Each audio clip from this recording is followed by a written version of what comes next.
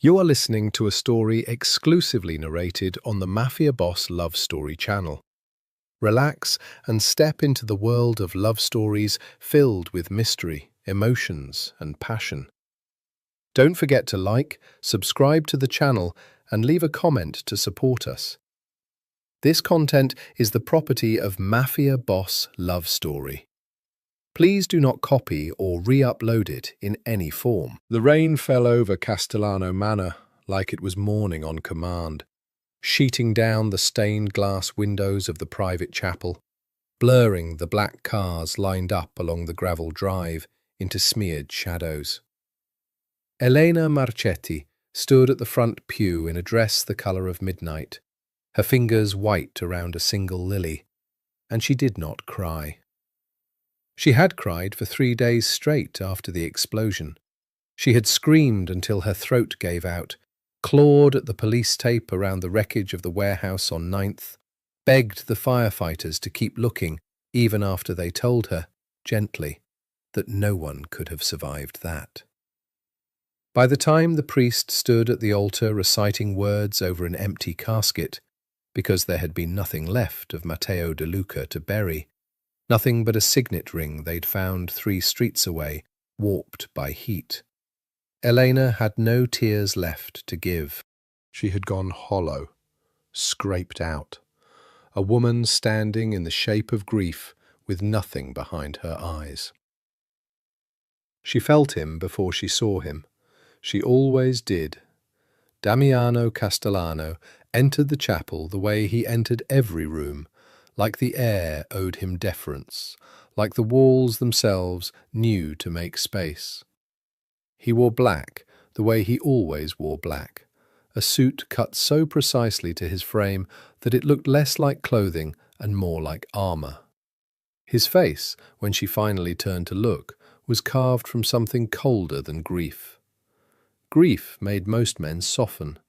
It made Damiano sharper, the hollows beneath his cheekbones deepening, his dark eyes flattening into something unreadable, something that made 3 of his own capos take an involuntary step back when he passed them in the aisle.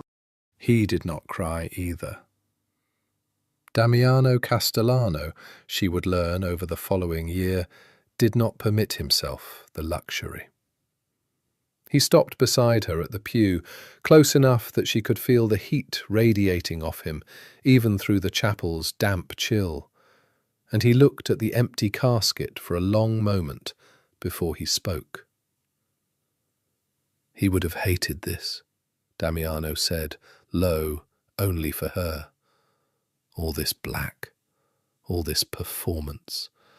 Matteo hated funerals, said they were for the people who stayed, not the ones who left. He's not gone, Elena whispered, and hated how small her voice sounded, how it cracked in the middle like something breaking underfoot. I don't believe it. I won't. Damiano's jaw tightened. For a moment, something moved behind his eyes. Not comfort.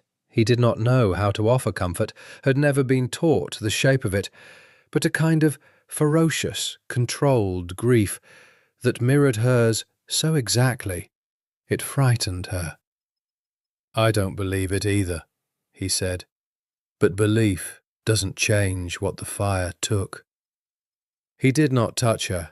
He never touched her, not once during the entire service, not even when her knees buckled slightly during the final blessing and she had to grip the pew to stay upright. Damiano Castellano was infamous throughout the 5 families for many things: his ruthlessness in territory disputes, the way rival bosses went quiet when his name entered a negotiation, the cold arithmetic with which he ended threats before they could fully form. But he was not infamous for warmth. He did not know how to give it. He only knew how to stand guard.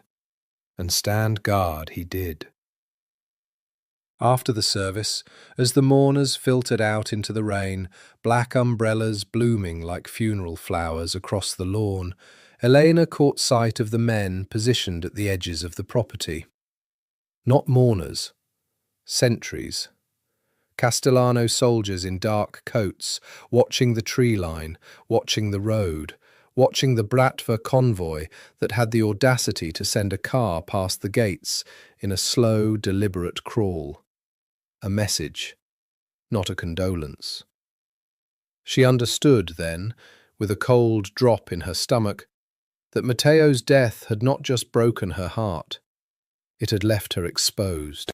Matteo De Luca had been the connective tissue between two houses, the Castellanos and the Marchettis, her father's diminished, weakened family, propped up for a decade by the promise of Matteo's marriage to her, a promise that had kept the wolves at the door from breaking it down.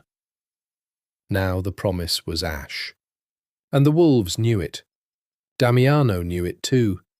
She could see him doing the math, even as he stood in the rain, even as his men murmured updates against his ear. See the ledger of threat assessments scrolling behind his eyes, with the same cold precision he'd apply to a business deal. She was no longer a grieving fiancée to him. She was a liability, a target, an asset without protection. Elena. He said her name like he was testing the weight of it. It was the first time he had ever said it without Matteo's name attached. Not Matteo's Eleanor, not our Eleanor, just Eleanor, solitary, hers alone. You cannot go back to your father's house tonight. Why not? Because the Bratva just drove past this funeral like it was a real estate showing, he said, flat, brutal in the way only truth could be. Because your father's men couldn't guard a lemonade stand. Because in a week, every family from here to Palermo will know that Matteo De Luca is dead, and that the woman he was going to marry is standing in the wind with nothing at her back. Eleanor stared at him. Rain caught in her lashes, slid down her cheeks, indistinguishable now from any tears she might still have had left. So what am I supposed to do? Marry you instead? She meant it as bitterness, as a slap, an insult flung at the absurdity of the moment. Damiano did not flinch. He looked at her the way he looked at contracts before he signed them, assessing every clause, every hidden cost, already 3 moves ahead. Yes, he said, that's exactly what you're going to do. The rain kept falling. Somewhere behind them, a Bratva car idled at the gates like a held breath. The library at the Castellano estate smelled of leather, cigar smoke long since faded into the walls, and the particular hush of old money that had learned to keep its secrets quiet. Elena sat across from Damiano at his father's desk, his desk now. Everything in this house was his now, had been his for 3 years, since the old man's heart finally gave out under the weight of his own sins, and watched him lay out the terms of her life like a man dealing cards. It's a marriage of convenience, he said, nothing more. You'll have my name, my protection, my house. In exchange, the Marchetti-Castellano alliance holds. The wolves stay outside the gate, and your father's territory doesn't get carved up like a Sunday roast the moment the funeral flowers wilt. How romantic, Elena said. Her voice had found its edges again, sharpened by 3 sleepless nights and a fury that had nowhere else to go. You've really thought this through. I think through everything. He did not look up from the paper he was signing. That's why I'm still alive, and half the men who tried to kill my father aren't. And what do I get out of it, besides your house and your name? Now he looked up. His eyes. She had never let herself notice the colour before, not properly. Not when he'd always simply been Matteo's ferocious, unreachable best friend, the shadow at every family gathering, the man who watched the room instead of joining it. were a deep, near black brown, and there was something in them just then that unsettled her more than his coldness ever had. A flicker, a crack in the marble. "You get to live," he said simply.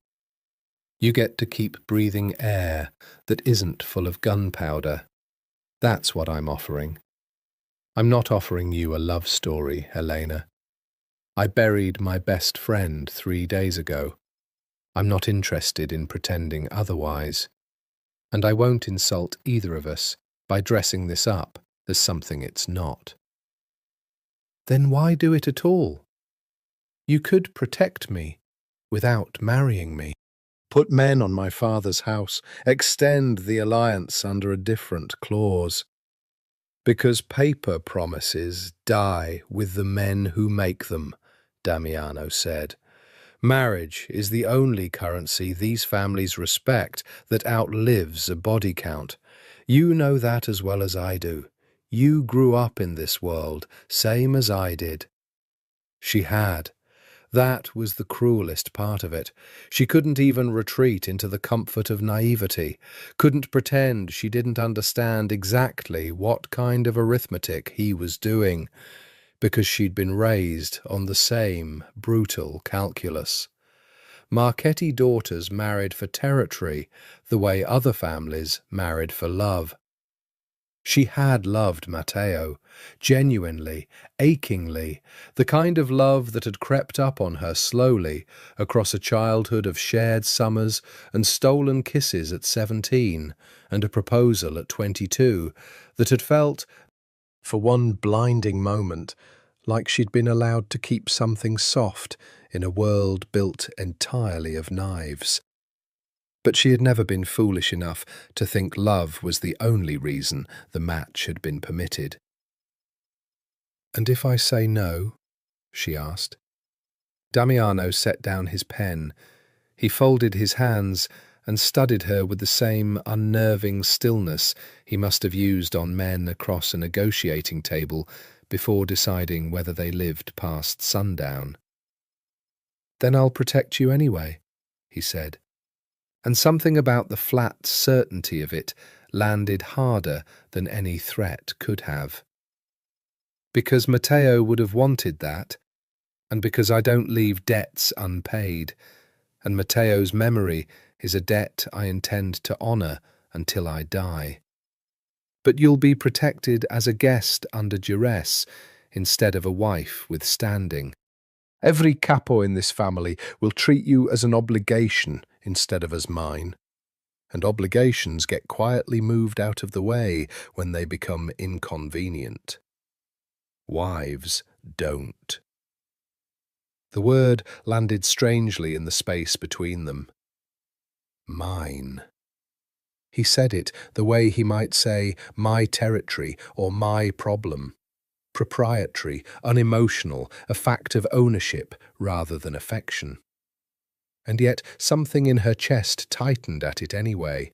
Some old animal part of her that recognized, even through grief, even through the wreckage of everything she'd planned her life around, that being claimed by Damiano Castellano meant something different than being claimed by anyone else. It meant nobody touched what was his. Not rivals. Not fate. Not death itself, apparently, if he could help it, though he hadn't been able to help it for Matteo, and she watched that failure sit behind his eyes like a stone he carried everywhere now. "You hate this as much as I do," she said quietly. It wasn't an accusation. It was, perhaps, the first true tenderness that had passed between them, an acknowledgement that his coldness wasn't cruelty, it was armour stretched over a wound identical to hers. "I don't hate it," Damiano said. "I hate that it's necessary. There's a difference." He pushed the paper across the desk toward her, along with the pen. "I will never touch you unless you ask me to. I will never demand what isn't freely given. But I will put my name and my guns between you and anyone who thinks Matteo's death made you an easy target. That's the whole of what I'm offering. Take it or don't, but decide before the Bratva decides for you. Elena looked down at the contract. Her name and his printed side by side, waiting for ink to make it real. Somewhere in the house, a clock ticked with the particular patience of old wealth that had learned to wait out storms. She picked up the pen. "Fine," she said, "but I want it in writing that this ends the moment it stops being necessary." Something crossed his face. Too fast to name, gone before she could be sure she'd seen it. Disappointment, maybe. Or recognition of exactly how temporary he expected to be allowed to matter to her. "Agreed," he said, and took the pen back to add the clause himself, his handwriting sharp and economical, betraying nothing. She signed beneath it anyway. The Castellano penthouse occupied the top 3 floors of a glass tower overlooking the harbour. All black marble and floor-to-ceiling windows that turned the city into a glittering, distant thing far below. Beautiful and unreachable, the way Damiano seemed to prefer everything in his life to be. Elena arrived with 2 suitcases and the particular numbness of a woman who had signed away the shape of her future in a single afternoon.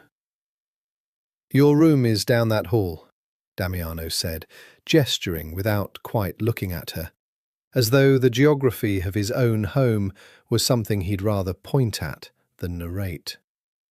"Second door. I've had it prepared. If anything's missing, tell Consuela. She manages the house." "You're not going to show me around yourself?"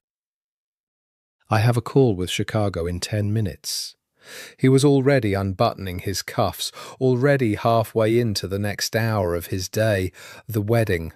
Courthouse quiet, 4 witnesses, no flowers, signed with the same economy as the contract that preceded it, already receding behind him like a task completed rather than a vow exchanged. "This isn't going to be that kind of marriage, Elena. I won't pretend otherwise." "I didn't ask you to pretend anything." He paused at that, halfway to the hall that led to his office, and looked back at her with an expression she was beginning to recognize as his version of surprise, a slight stilling, a fraction of a second where the machinery behind his eyes seemed to skip a gear. "No," he said slowly, "you didn't." She found her room exactly where he'd said, tasteful and expensive and entirely impersonal. The kind of space designed by someone who'd been told, "Make it nice," without ever being told for whom. She unpacked in silence. She did not cry, though she wanted to. Some perverse pride kept the tears locked behind her ribs, some refusal to let this apartment, this marriage, this man see her broken on the first night. It was near midnight when she heard him. She hadn't meant to wander the penthouse in the dark, but sleep wouldn't come, and the harbour lights through her window kept pulling her mind back to the warehouse fire, to Matteo's face the last time she'd seen it, laughing, alive, promising to be back from the meeting by dinner. So she'd slipped out barefoot to find water, to find anything that might quiet the loop playing behind her eyes. She found Damiano instead, standing at the window of his study with a glass of something amber in his hand, untouched, the ice long melted. He hadn't turned on the lights. He was simply standing there in the dark, staring out at the black water.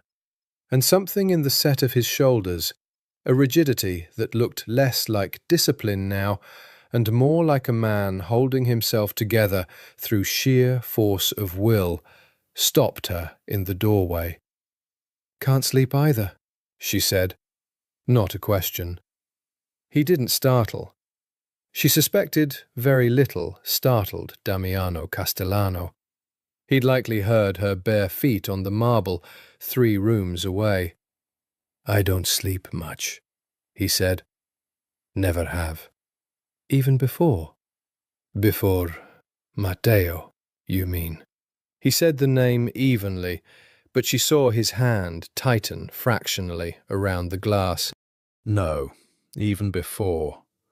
This life doesn't leave room for men who sleep soundly. He finally turned to look at her, and in the low light spilling from the city below, his face looked younger somehow, stripped of the armour he wore during daylight hours. I keep thinking about the last thing I said to him. We argued. Stupid thing. He wanted to handle the meeting alone. I told him to bring men. He laughed at me, said I worried like an old woman. I let him go because I had somewhere else to be. His jaw worked. If I'd gone with him. You'd both be dead, Elena said quietly. Not just him. Maybe. Damiano looked back out at the water, or maybe I'd have seen it coming. I usually do. You can't carry that. I can carry whatever I choose to carry. His voice sharpened, defensive, and she understood then that this, grief, guilt, the terrible arithmetic of survival, was the one territory even Damiano Castellano hadn't learned to control. You don't have to manage my guilt for me, Elena. I didn't ask you to. No, she said, echoing his own words back at him from hours before. You didn't. Something almost like a smile ghosted across his mouth. Gone as fast as it came, but real. The first genuine thing she'd seen cross his face since the funeral. Go to sleep, he said, gentler than she'd expect from a man built like a closed fist. Tomorrow I have to introduce you to the capos as my wife. They will not be kind about it. I need you rested for that, at least. Why won't they be kind? And because half of them think I married Matteo's woman out of guilt, and the other half think I did it to steal the Marchetti alliance for myself before another family could. His eyes met hers, steady, unflinching. Neither of them is entirely right, but I'd advise you not to correct them about which half of the truth I'll admit to. She went back to bed that night, turning his words over and over. Neither of them entirely right, and did not sleep. Not because of grief this time, but because some new and unwelcome curiosity had lodged itself beneath her sternum, demanding to know what the third, unspoken reason might be. The dining room table at the Castellano compound seated 20, and by the time Eleanor took her seat at Damiano's right hand the following evening, all 20 chairs were full, capos and consiglieres and their wives, a wall of dark suits and darker eyes, all of them watching her with the particular scrutiny reserved for something newly acquired and not yet trusted. Salvatore Greco, Damiano's underboss, a barrel-chested man with a scar bisecting one eyebrow, was the first to speak once the plates had been cleared. So, he said, swirling his wine with deliberate casualness, the boss marries his best friend's fiancée 3 days after the funeral. Efficient. Careful, Sal, Damiano said, without heat, without even looking up from his glass, but the room went instantly, perfectly still, the way a room does when everyone recognizes a line has been drawn, even if they can't see exactly where. I mean no disrespect. Salvatore held up both hands, though his eyes stayed on Elena, assessing, cataloguing. I only wonder what Matteo would say, watching from wherever he is. Matteo would say exactly what I told her myself, Damiano replied, finally lifting his gaze, and there was something in it now that made even Salvatore's practiced ease falter, a warning delivered without a single raised decibel. That paper promises die with the men who make them, and he'd rather his woman live under my name than end up a bargaining chip for the bratva. If you have a different theory, Sal, I'd love to hear it after dinner. Just the two of us. The threat landed exactly where it was meant to. Salvatore lowered his eyes to his plate and did not raise the subject again. But if the men were merely wary, the women were something else entirely. Isabella Greco, Salvatore's wife, leaned across the table with a smile so sharp it could have drawn blood. You must tell us, Elena, how does it feel stepping so seamlessly from one Castellano man to the next? Matteo, then Damiano? Some might call that convenient. Elena felt heat rise up her neck, felt every eye at the table swing toward her, waiting to see whether the grieving widow that wasn't would crumble under the weight of the insinuation. She thought of her mother, who had survived 30 years married into this world, with her spine perfectly straight through every slight, every threat, every dinner exactly like this one. And she found, somewhere beneath the grief, the same steel. Matteo was never a Castellano, she said evenly. He was Damiano's best friend, which I imagine made losing him nearly as unbearable for Damiano as it was for me. I'd think a woman married into this family, as long as you have, would understand grief doesn't observe convenient timelines, Isabella. Or has your husband never lost anyone you cared for? The table went silent in an entirely different way. Isabella's smile thinned to a blade's edge, but she said nothing further, and Elena caught, just at the periphery of her vision, Damiano's hand pausing where it rested on the table, a stillness that felt, unmistakably, like approval.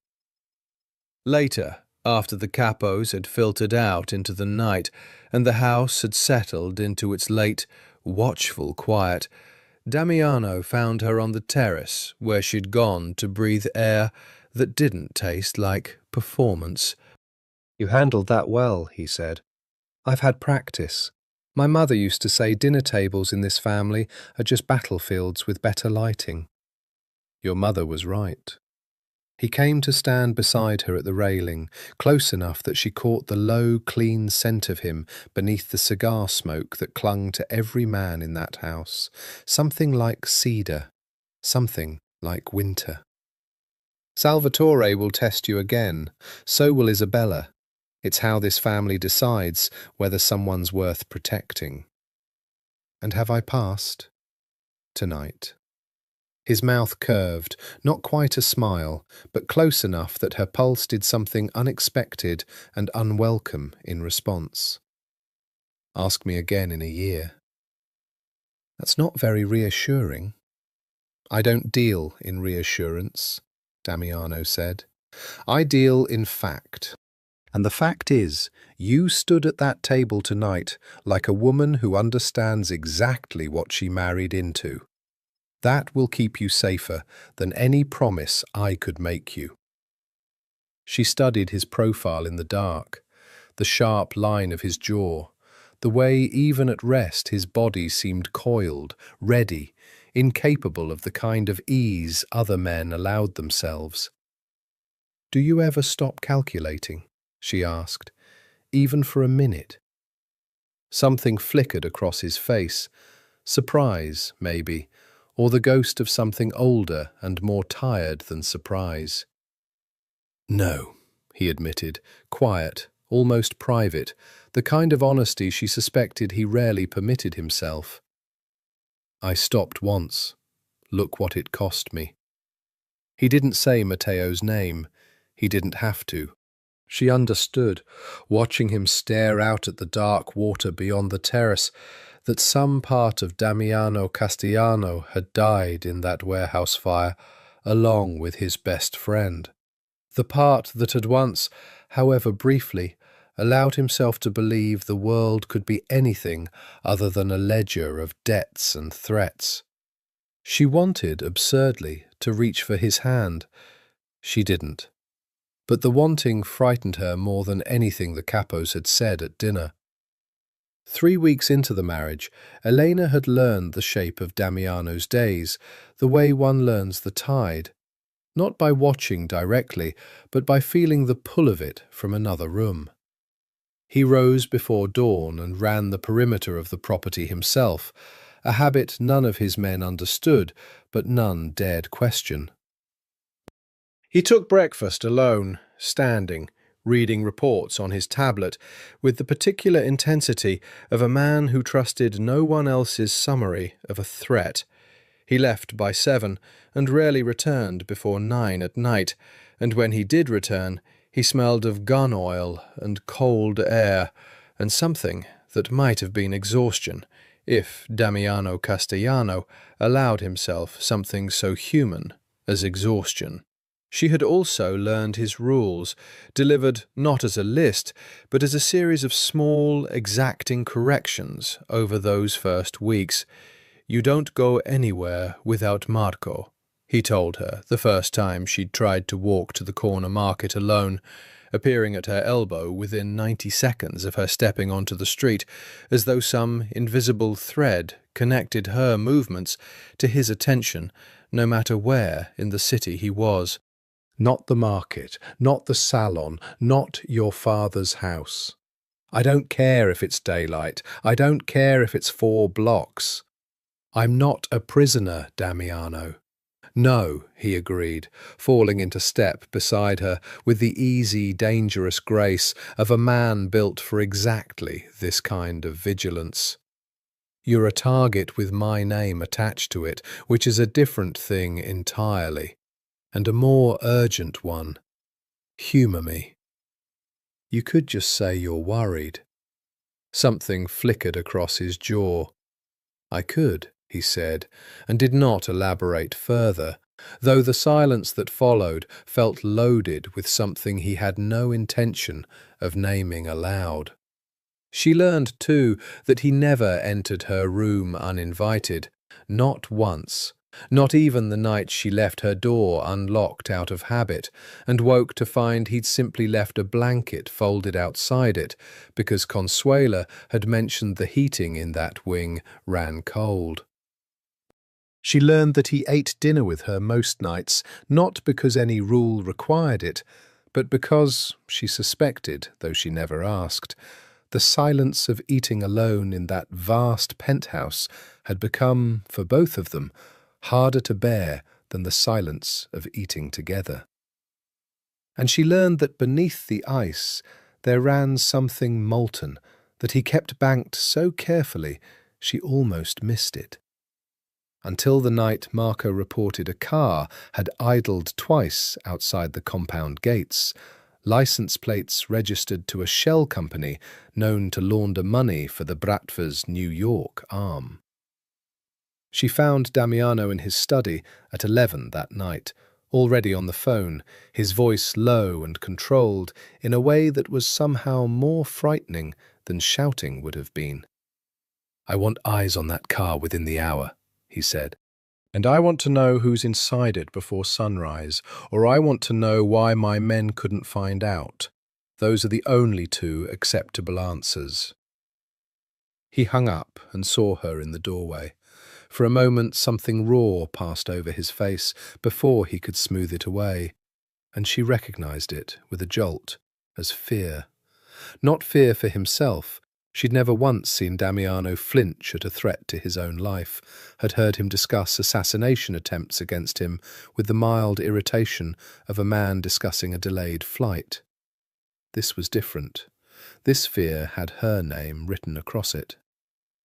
"They're watching the house," she said. "They're watching you," he corrected, low and sharp, moving toward her with a kind of controlled urgency that made her chest tighten. "Watching to see if the marriage is real. If it's not, if they think you're unprotected in anything but name, they'll test it, and I will not let that happen." He stopped in front of her, close enough now that she had to tilt her chin to hold his gaze, close enough that she could see the fine tension threaded through every line of his face. "Do you understand what I'm telling you?" "You're telling me you're scared," she said quietly. His jaw ticked. "I'm telling you," he said, each word deliberate, "that if anything happened to you, I don't know what I would become. And I have spent my entire life making sure no one ever has to find out what I become when I lose control of myself. So no, you will not walk anywhere alone. You will not open a door you don't recognize. You will not test the perimeter of what I can protect, because I am not interested in learning my own limits where you're concerned." The words hung between them, too raw, too unlike the careful, businesslike man who'd laid a contract across a desk 3 weeks earlier. Elena's pulse hammered somewhere in her throat. She thought of Matteo. She always thought of Matteo, guilt arriving like clockwork whenever some new feeling stirred for the man who'd married her in his place. And yet, standing in the low light of that study, with Damiano's dark eyes fixed on her like she was something worth burning the world down to keep safe, she felt, for the first time since the funeral, entirely, fiercely alive. "Okay," she whispered. Something in his shoulders eased, fractionally, like a held breath finally released. "Okay," he echoed, and for a moment, just a moment, his hand lifted as though to touch her face, before he caught himself, curled his fingers back into a fist, and stepped away, putting the careful, necessary distance of a contract between them once more. The attack came on a Tuesday, the most mundane day of the week, which was perhaps why it worked as well as it nearly did. Elena had gone, against her better judgment, and with Marco 3 steps behind her the entire time, to visit her father's house across town, a duty visit, the kind Damiano couldn't object to without seeming needlessly cruel, though she'd caught the flicker of unease in his eyes at breakfast when she'd mentioned it. Her father, Antonio Marchetti, had aged a decade in the month since Matteo's death. His once proud shoulders stooped under the weight of a debt he could no longer pay in strength, only in his daughter's marriage. "Damiano treats you well?" he asked, over espresso in the sitting room where she'd grown up, the furniture the same worn velvet it had always been, the family fortune too depleted these last years to replace it. "He treats me carefully," Eleanor said, which was truer than well, and less complicated to explain. "Like something that might break if he's not paying attention." Her father studied her over the rim of his cup. "That's not nothing, from a man like Damiano Castellano. His father would have married you off and never looked at you again, except to collect on the arrangement." "Damiano isn't his father." "No," Antonio agreed, something wistful in his voice. "He isn't. Matteo used to say that, you know, that Damiano spent his whole life trying to be the opposite of the man who raised him. Maybe that's why he loved Damiano the way he did, like a brother, not just a friend. Maybe that's why—" He stopped himself, throat working, unable to finish the thought. They were still sitting there, in the particular hush of shared, unspoken grief, when Marco's voice cracked through the intercom from the front gate, tight with an urgency that raised every hair on Elena's arms before he'd even finished the sentence. "Signora, we have to move, now." The first gunshot came before he'd finished the word. What followed happened in the fractured, adrenaline-slow way violence always seems to, later in memory. Marco's arm hauling her down behind the heavy oak sideboard, her father shouting something she couldn't pass over the ringing in her ears, the front windows of the sitting room exploding inward in a hail of glass as automatic fire raked across the facade of the house. She heard herself screaming her father's name. She heard Marco radioing for backup with a calm that seemed impossible given the chaos, his body angled over hers the entire time like a shield he'd been born wearing. And then, cutting through the gunfire like something out of a nightmare made flesh, she heard Damiano's voice. She would never fully understand later how he'd arrived so fast. Marco's initial call had gone out less than 4 minutes before Damiano's car came screaming up the drive, before he was out of it and moving across open ground toward the house with his gun already drawn and his face carved into something she had never seen on him before. Not the cold precision of the boardroom, not the banked grief of the study at midnight, but pure, unrestrained fury, the kind that made his own men flinch back from his path as he crossed the lawn toward the gunfire, like it was nothing more than weather he intended to walk straight through. "Get down!" someone shouted, and Damiano did not get down. Damiano returned fire with a precision that felt almost surgical even in the chaos, moving toward the house in a straight, relentless line. And Elena, pressed against the floor beside her terrified father, glass in her hair, Marco's weight still covering her, understood in that moment, with a clarity that cut through even her own fear, that she was watching a man who had decided, somewhere between the phone call and the driveway, that his own life was worth spending entirely, if it meant reaching her in time. The gunfire stopped, almost as abruptly as it began. Damiano's men, arriving in force behind him, had turned the tide within minutes, the attackers scattering or falling, 2 of them captured alive and dragged toward waiting cars for questioning that would not be gentle. And then Damiano was there, in the wreckage of her father's sitting room, hauling her up from behind the sideboard with hands that shook, actually shook. She felt it, felt the tremor in his grip even as he ran his hands over her arms, her face, checking for blood that wasn't there with an urgency that bordered on desperate. "I'm fine," she said, though her voice came out thin, unconvincing even to her own ears. "Damiano, I'm fine." "You are not fine," he said, and his voice cracked, actually cracked, the first crack she had ever heard in it, a fissure running straight through the marble facade he'd maintained since the day of the funeral. "You could have died. 4 minutes, Elena. 4 minutes and I would have been too late, and I—" He didn't finish the sentence. He didn't need to. He pulled her against his chest instead, one hand cradling the back of her head, his heart hammering so hard beneath her cheek she could feel it as clearly as her own pulse. And for the first time since she'd signed that contract in his study, Damiano Castellano held her like a man who had stopped calculating entirely and simply, helplessly, needed to know she was still breathing. They did not speak of the embrace afterward. That was, Elena would come to understand, simply how Damiano processed anything too large to name. He folded it away, filed it beneath layers of action and consequence, and moved forward as though the moment had never cracked him open at all.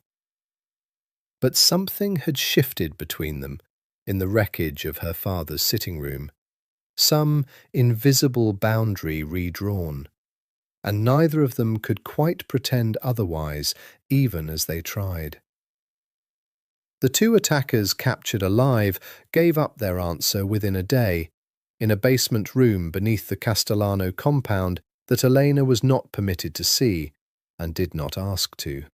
Bratva, as suspected, a probing attack, not a full assault, meant to test whether the marriage's protection was real or merely paper, meant to gauge how hard Damiano would fight for something he'd only claimed a month prior. "They have their answer now," Damiano told her that night, standing in the doorway of her room, a threshold he still, out of some rigid, self-imposed discipline, refused to cross without invitation, even after everything. There were shadows beneath his eyes that hadn't been there before the attack, and something new in the way he looked at her, something that had stopped bothering to hide itself. "They know what happens now if anyone comes near you." "And what's that?" "I burn it down," he said simply. "Whatever it is, whoever's behind it. I don't negotiate for you, Elena. I don't compromise. That was true before today. It's absolute now."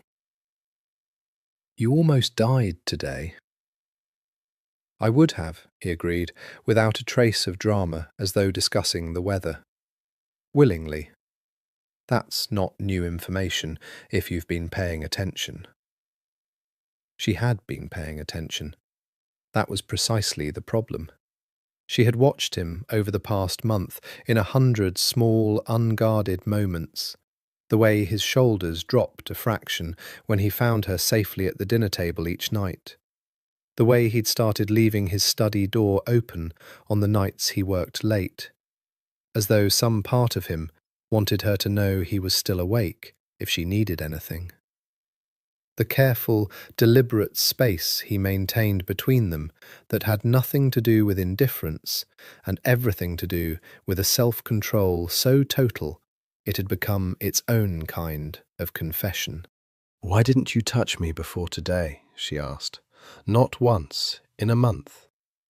You said you wouldn't demand anything I didn't freely give, but you've barely let yourself be in the same room as me for more than an hour." Something moved behind his eyes. Old grief, she thought at first, and then recognized it as something closer to shame.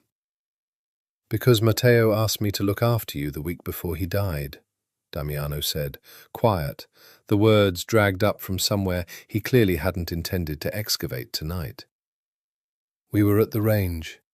He said, if anything ever happens to me, promise me you'll make sure she's safe.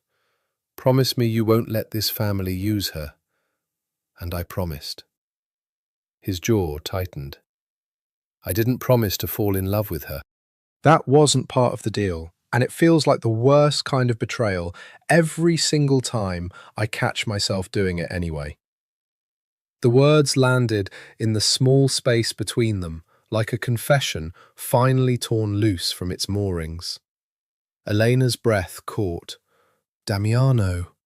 "Don't," he said, though not unkindly, more like a man bracing for a blow he'd decided he deserved. "You don't have to say anything. I know what I am. I'm the man who buried his best friend and married the woman his best friend loved.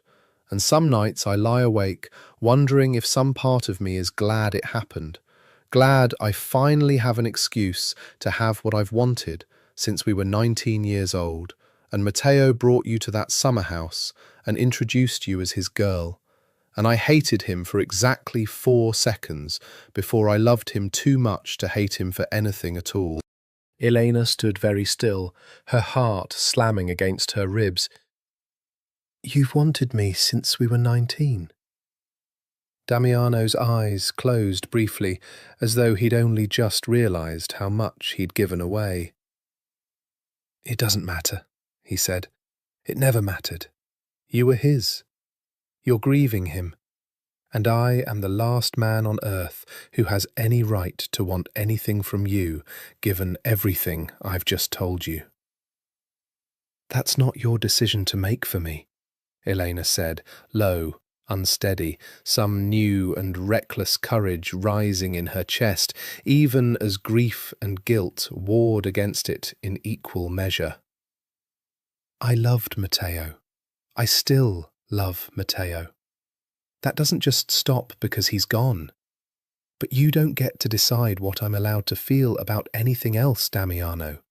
Not even to protect me from yourself. He looked at her for a long moment. Something fierce and wounded and terribly hopeful moving behind his eyes before he stepped back from the doorway, retreating the way he always retreated when a feeling grew too large for the room to hold. Go to sleep, Elena, he said, voice rough. Please, before I say something else I can't take back. He left before she could answer. She lay awake long after, listening to his footsteps pace the length of the hallway outside her door for nearly an hour before finally, reluctantly, going quiet. 6 weeks into the marriage, Damiano took her to Onyx for the first time, the nightclub the Castellano family owned outright, 3 floors of glass and black lacquer sunk into the heart of the financial district, the kind of place where half the city's power brokers came to be seen doing business that would never appear on paper. It was, Damiano explained on the drive over, less a social outing than a necessary appearance. The Moretti family is hosting a private event on the 3rd floor tonight, he said, adjusting his cufflinks with the particular precision of a man preparing for battle rather than a party. They've requested we attend. It would be an insult to decline, and after the attack, I want every family in this city to see exactly how unafraid I am to walk you through a room full of people who might wish us harm. That's not reassuring. It's not meant to be reassuring. It's meant to be a message. He glanced at her, and something in his expression softened just slightly at whatever he saw on her face. You'll be safe. I promise you that much. Onyx at night was a different animal than she'd imagined. Not merely luxurious, but almost operatic, bass thrumming up through the soles of her heels, dark velvet booths occupied by men whose smiles never reached their eyes, the air thick with expensive perfume, and the particular electricity of a room full of people, all quietly calculating each other's worth. Damiano's hand found the small of her back the moment they crossed the threshold, the first deliberate touch he'd initiated since the wedding, and something about the possessive weight of it, the unmistakable claim in the gesture, sent a shiver down her spine that had nothing to do with fear. Stay close, he murmured against her ear, low enough that only she could hear it over the music. Tonight, you don't leave my side. She didn't intend to. But an hour into the evening, cornered by an aging Moretti cousin whose interest in her clearly extended well past polite conversation, Elena found herself grateful for the promise regardless. Damiano Castellano's wife, the man said, close enough that she could smell the whiskey on his breath, his hand settling on her arm with a familiarity she hadn't invited. Everyone's talking about you, you know. The girl who went from one Castellano man's bed to the next inside a month. Must be something special about you. Remove your hand, Elena said, low and cold, or I'll remove it for you. The man laughed, delighted rather than deterred, tightening his grip, and then, abruptly, went white, as a shadow fell across the table. Damiano did not raise his voice. He did not need to. He simply stepped into the man's space with a stillness so absolute it silenced the surrounding booths, and when he spoke, his voice carried the particular quiet of a man who had killed before and would not hesitate to again. "You have 3 seconds to take your hand off my wife," he said, "before I take it off you permanently. I am only going to say this once, so I'd advise you to use those 3 seconds wisely." The man released her arm as though burned. Damiano did not so much as glance at him again, dismissed him entirely, the way one dismisses something already dealt with, and instead turned to Elena, his hand finding her waist with a gentleness so at odds with the violence he'd just threatened that it made her head spin. "Come dance with me," he said, quiet, almost a request rather than a command, and led her onto the floor before she could answer. The music slowed into something low and aching, and Damiano pulled her close, closer than propriety strictly demanded, closer than a marriage of convenience should have permitted. One hand splayed against the small of her back, the other laced through her fingers, his cheek resting near her temple as they moved. "You didn't have to do that," Elena murmured. "Threaten him like that." "Yes, I did." His voice was rough, low, stripped of its usual careful control. "Elena, I have spent 6 weeks trying to hold myself at a distance you didn't ask for, in a marriage that was only ever supposed to be paper and protection. But watching that man put his hands on you—" He stopped, breathed out unsteadily against her hair. "I don't think I have it in me to keep pretending I only feel obligation toward you. I don't think I ever did." Her heart hammered against her ribs, the club's dark, glittering chaos fading into background noise around them. "Damiano, I'm not asking you to say it back," he said quickly, quiet, almost desperate in its restraint. "I know what I promised Matteo. I know what you're still grieving. I just needed you to know the truth of it, finally, instead of carrying it alone every night like some kind of penance." His hand tightened fractionally around hers. "I am completely, hopelessly obsessed with you, Elena Marchetti. I have been for longer than either of us should ever say aloud. And I don't know what to do with that, except keep you safe and hope someday it doesn't feel like a betrayal to want you too." She pressed her forehead against his shoulder, breathing him in, cedar, winter, the low thrum of danger that clung to him always, and said nothing, because she had no answer yet that wouldn't feel like a betrayal of someone else's memory. But she did not pull away, and when his arms tightened around her on that crowded dance floor, surrounded by a room full of people who might have wished them dead, Eleanor let herself, for one reckless, aching moment, simply be held. The months that followed the nightclub settled into something neither of them named aloud, but both of them understood had changed. Damiano no longer maintained the careful, exacting distance of the marriage's first weeks. He touched her more now. Small things, a hand at her back, guiding her through a doorway, fingers brushing hers when he passed her coffee in the mornings. The accumulated evidence of a man slowly, deliberately allowing himself to want something he'd spent a decade denying himself. And Elena, for her part, found herself watching for those small touches the way one watches for weather, with an anticipation she didn't fully trust herself to examine too closely. "You're smiling," Consuelo observed one morning, setting a plate of pastries on the kitchen island with the knowing look of a woman who had run this household long enough to see everything and comment on nothing until now. "First time in months I've seen it reach your eyes, Signora." "Was it that obvious?" "Only to anyone who's been watching you grieve for the last year," Consuela said gently. "There's no shame in it, you know. Grief doesn't mean you're not allowed to be alive at the same time. Matteo would have wanted you happy. He wasn't a selfish man, whatever else this family made of him.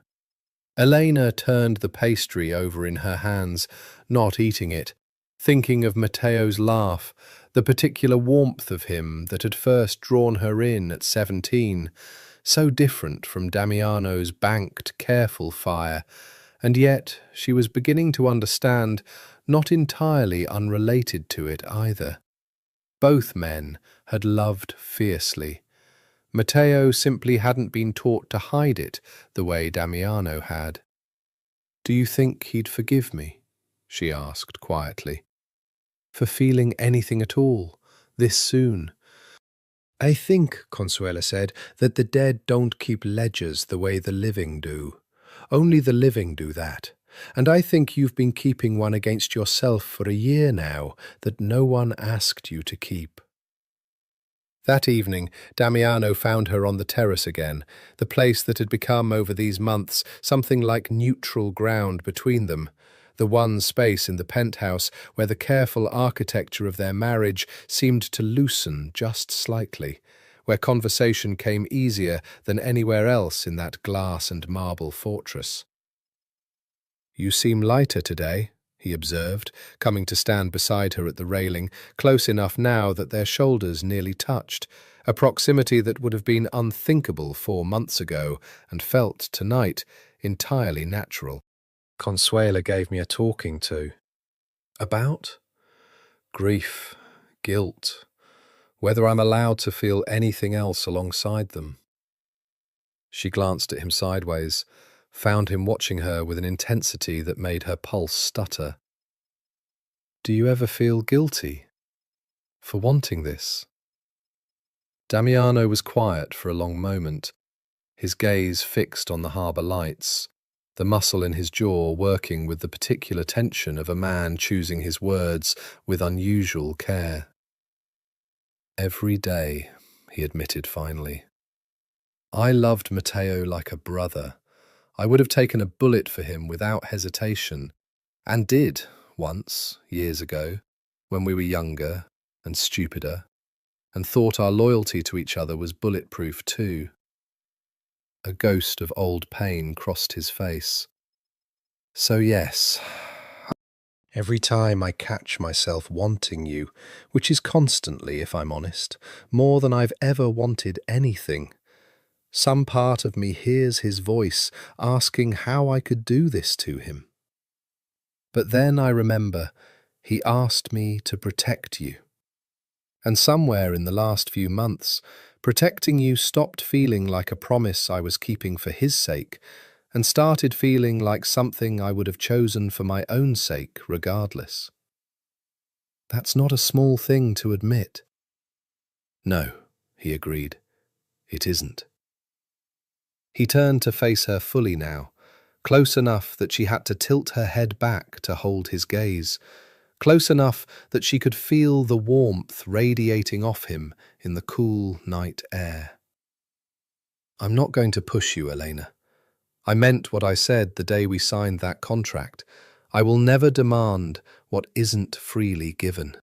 But I needed you to know that whatever's growing between us isn't obligation anymore, on my side.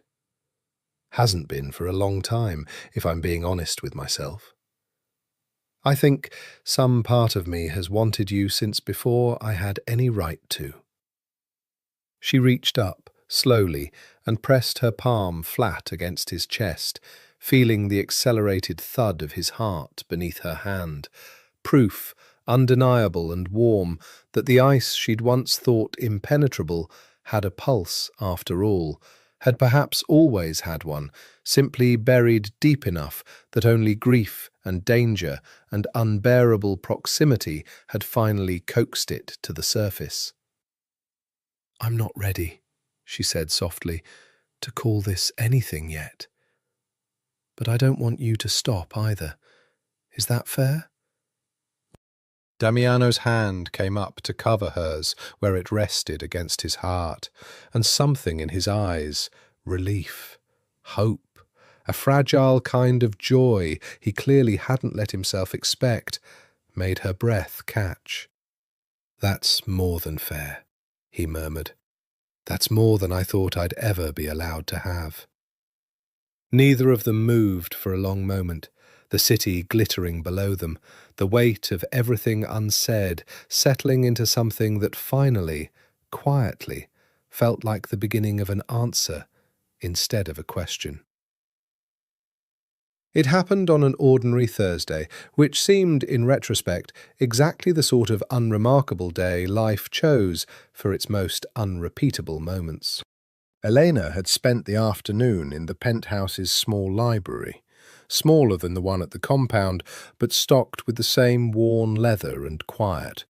The one room in Damiano's glass tower that felt lived in rather than displayed. Reading through a box of old photographs Consuela had unearthed from storage. Matteo featured in half of them. Matteo and Damiano as teenagers, gap-toothed and reckless, arms slung around each other's shoulders at some family gathering. Matteo and Elena at 19, her head thrown back laughing at something outside the frame. The three of them together once, at a lake house the summer before everything had gotten complicated, before the weight of the family's expectations had settled fully onto their shoulders. She was still holding that last photograph when Damiano found her. Home earlier than usual, his tie already loosened, his jacket discarded somewhere between the front door and the library. "You found the old photos," he said, something wistful crossing his face as he came to sit beside her, close enough that their knees brushed. "Consuela thought I should have them. I didn't know you had this one." She held up the lake house photograph. "You look so young." "We were young." He studied the image with an expression she couldn't quite pass. Grief, certainly, but something gentler running beneath it now, softened by months of shared silence and slow, careful trust. "That was the summer before Matteo brought you to meet everyone properly. I remember thinking—" He stopped himself. "What?" He was quiet for a moment, thumb tracing the edge of the photograph without quite touching it. "I remember thinking he didn't deserve you," Damiano said finally, low, almost ashamed of the admission even now. "Which was an ugly thing to think about my best friend, and I buried it as fast as it surfaced, because Matteo was a good man, and he loved you completely, and I had no right to want anything different for either of you. But I thought it anyway. That summer, and every summer after." Elena set the photograph down slowly on the low table between them, her heart hammering in a way that had nothing to do with grief and everything to do with the way Damiano was looking at her now. Unguarded, entirely undefended, none of the careful architecture he wore like armor every other hour of the day. "I used to catch you watching me," she admitted quietly, "at family dinners. I never said anything because I thought I was imagining it, or because saying it out loud felt like a betrayal I didn't have the right to name. But I saw you, Damiano, every single time." His breath caught, audible in the quiet library. "Elena, I loved Matteo," she said before he could retreat, before the old guilt could pull him back behind the walls he'd spent his whole life building. "I will always love Matteo. But I think some part of me has been catching you watching me for so long that I stopped being able to imagine my life without both of you in it, in whatever shape that was allowed to take. And now there's only you. And I don't know how to feel about how much that terrifies me, except that it doesn't terrify me the way it should." Damiano reached up, slowly, giving her every opportunity to pull away, and brushed his knuckles along her jaw, with a tenderness that undid her more completely than any of his careful restraint ever had. "Tell me to stop," he said, voice rough, barely above a whisper, "and I will, right now.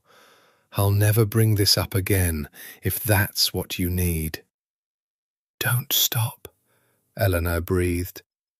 He kissed her like a man who had spent a year, longer if she was honest, if she counted every unspoken summer before the fire had ever taken Matteo from either of them, holding himself back from something he wanted more than his own survival. It was not gentle, not entirely. There was too much banked hunger in it for gentleness, too many months of careful distance finally collapsing at once.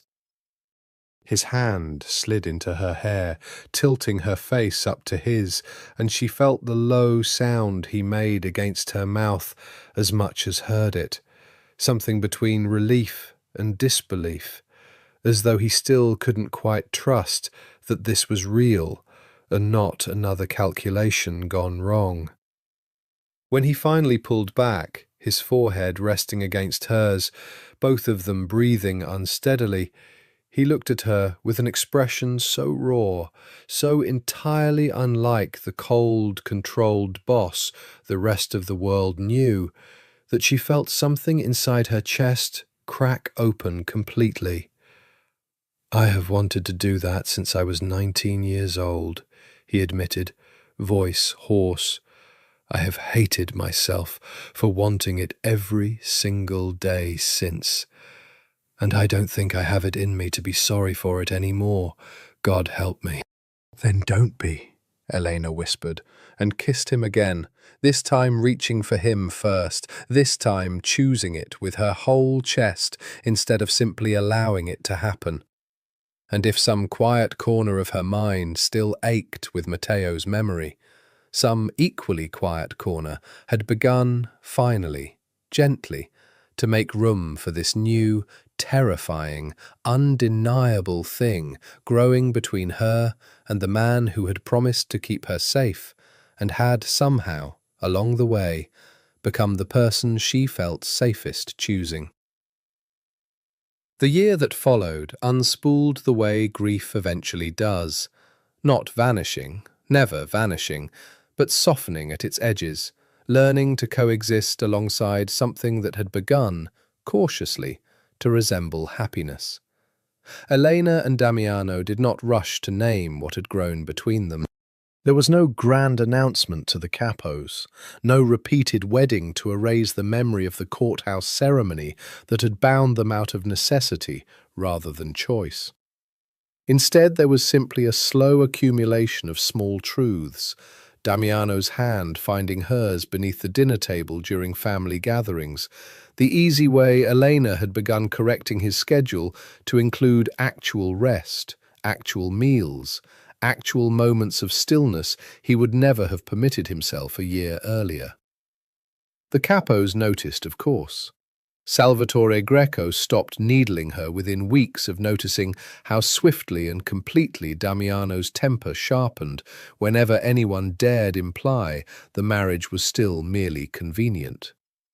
Isabella Greco, to Elena's genuine surprise, became something almost like a friend, once the performance of the dinner table gave way to grudging respect. "You've changed him," Isabella observed one afternoon, watching from across the garden as Damiano knelt to examine a rosebush Elena had insisted on planting, his sleeves rolled up, dirt on his hands, in a way that would have been unthinkable a year prior. "I've known that man 15 years. I didn't think there was a version of him that gardened." "There wasn't," Elena said, watching him too, something warm blooming in her chest at the sight. "I don't think even he knew there was."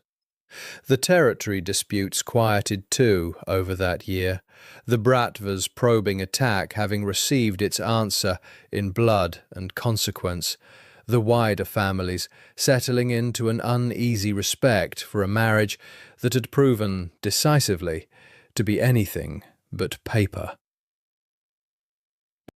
Damiano's grip on the family's territory tightened rather than loosened, his reputation for ruthlessness undiminished.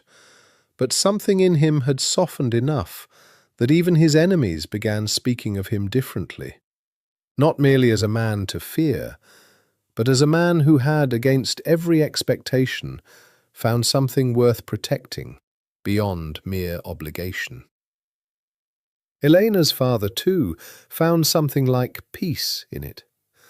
"I worried when Matteo died," Antonio told her one evening, over the same worn velvet furniture of her childhood home, "that this family would swallow you whole, use you as a bridge, and then discard you the moment the bridge was no longer needed.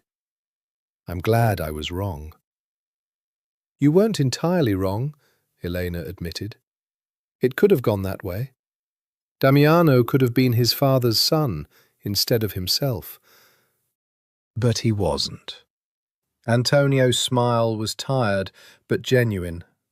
"Matteo used to say Damiano fought his whole life not to become Aldo Castellano. I think, watching the two of you, he finally won that fight." It was on the anniversary of the funeral, 1 full year, almost to the day, since Elena had stood in that rain-soaked chapel and signed away the shape of her future, that Damiano took her back to the lake house from the old photograph, the two of them alone for the first time in months, no capos, no guards, beyond the 2 men Marco insisted on stationing discreetly at the property's edge. "I wanted you to have one good memory tied to this date," Damiano said, as they stood on the dock, overlooking water gone gold with late afternoon light, instead of only grief. "You remembered the date." "I remember everything about that year," he said quietly. "Every single detail. I could recite it back to you like scripture." She turned to face him, the lake breeze catching loose strands of her hair, and found him watching her with the same fierce, unguarded tenderness that had become as familiar to her now as his coldness had once been. "I love you," she said, the first time either of them had said the words aloud, though both had clearly known it for months, had lived inside the truth of it, even while circling the actual language. "I need you to know that. Whatever else is true, whatever grief still lives alongside it, I love you, Damiano. Not as a substitute, not as some quiet consolation prize. You, specifically, all of you, even the parts you've spent your whole life trying to hide." Something broke open in his expression. Relief so profound it looked almost like pain. "Elena," he said, voice rough, and pulled her against him, burying his face in her hair for a long moment before he could speak again. "I have loved you since before I had any right to. I will love you until the day I die, and probably beyond it, if love is the kind of thing that survives a person the way grief does. I don't have poetry for it. I only have the plain truth. You are the only thing in this entire, violent, calculating life of mine that I have never once had to strategize for. You're simply the answer. You always have been." They stood there a long while, the lake gone rose gold, the year's grief finally settling into something they could both carry without it crushing either of them, and neither of them noticed.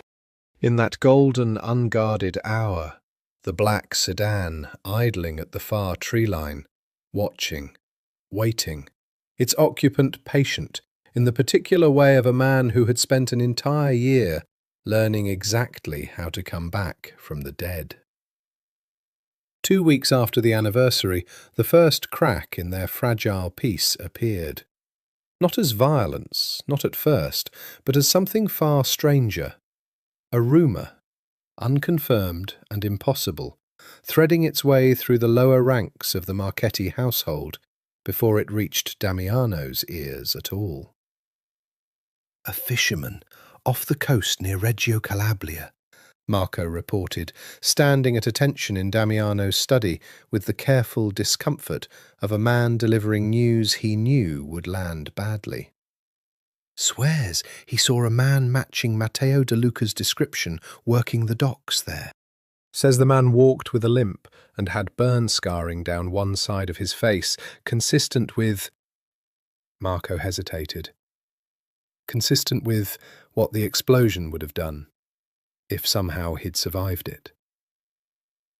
Elena, standing near the window, felt the floor tilt beneath her feet.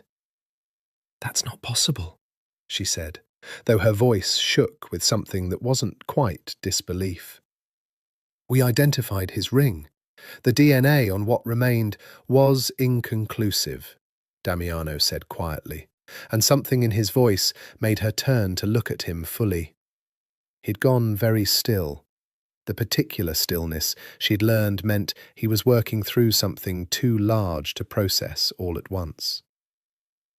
The fire was hot enough that formal identification relied largely on circumstantial evidence, personal effects, witness accounts of who was in the building. "We never had a body, Elena. We never actually had a body." "You never told me that."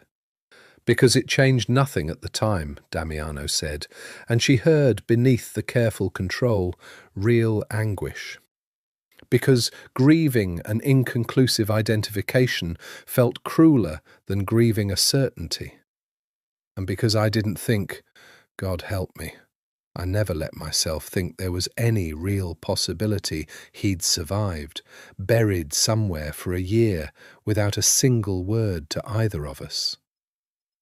"Why would he do that?" Elena's voice cracked. "If he survived, if it's really him, why would he let us believe he was dead for an entire year? Why would he let me marry his best friend and grieve him and slowly, so slowly fall in love again, if he was alive this whole time and simply chose to stay silent?" No one in the room had an answer.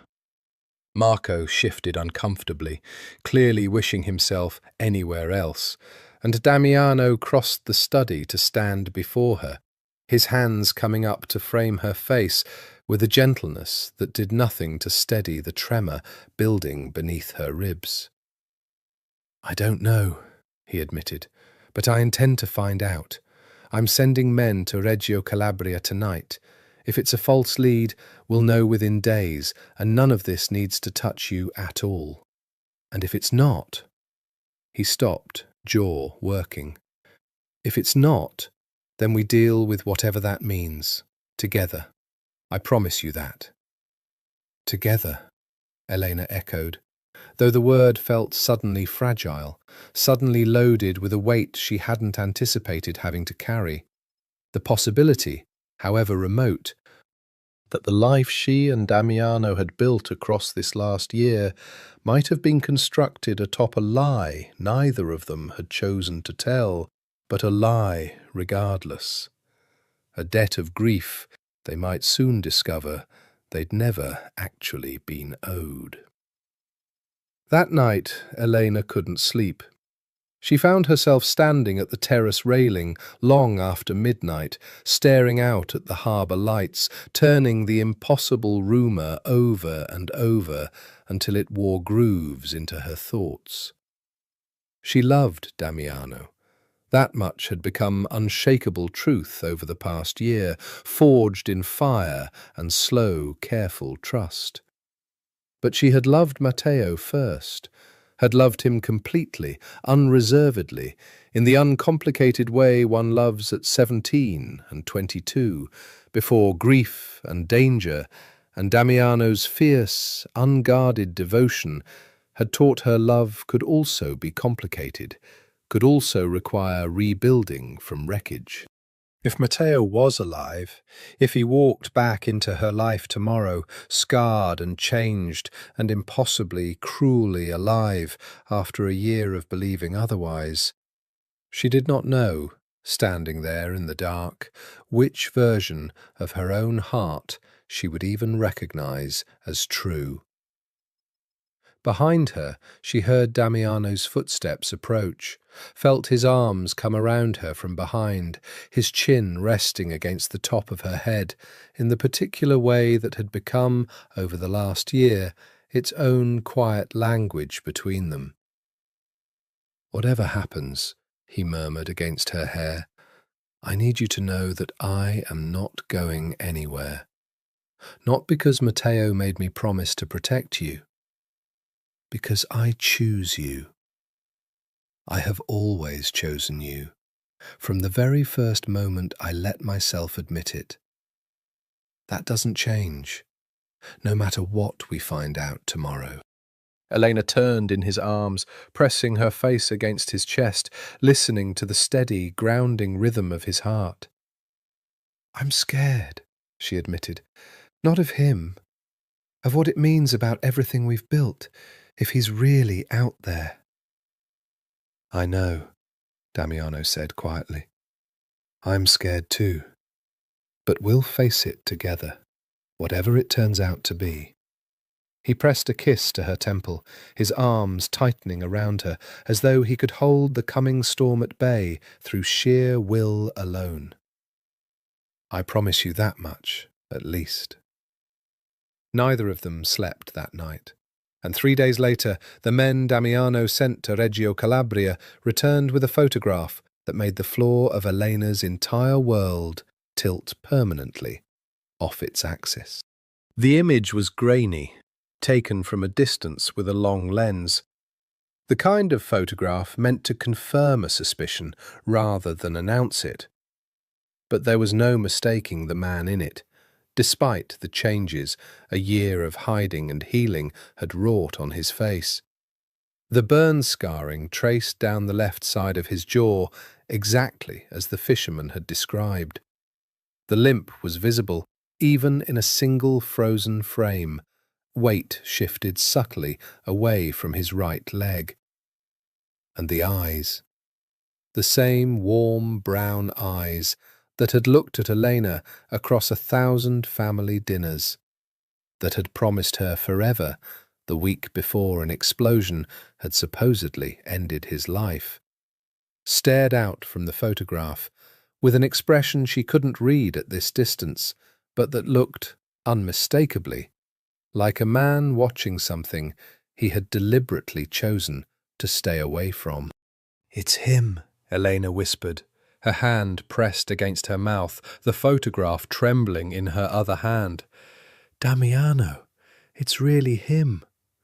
Damiano's face had gone the particular white of a man holding himself together through pure will. His jaw locked so tight she could see the muscle jumping beneath his skin. Matteo, he said, the name coming out strangled, disbelieving, a year of grief and guilt and complicated relief, all crashing together at once. He's alive. He's actually... He stopped, pressed the heel of his hand against his eyes for a long moment, and when he lowered it, something had hardened in his expression, something Elena recognized from the days immediately following the funeral, when grief had curdled into cold, controlled fury. Why, he said, very quietly, would he let us believe he was dead for an entire year? Marco, Elena said, turning to the soldier who'd brought the photograph, did your men make contact? Did they speak to him? They tried, Signora. He disappeared before they could approach, vanished into the port district within hours of the photograph being taken. Whoever he's become in the last year, he's good at not being found, better than any of us expected. Which means he's had help, Damiano said grimly. Someone's been hiding him.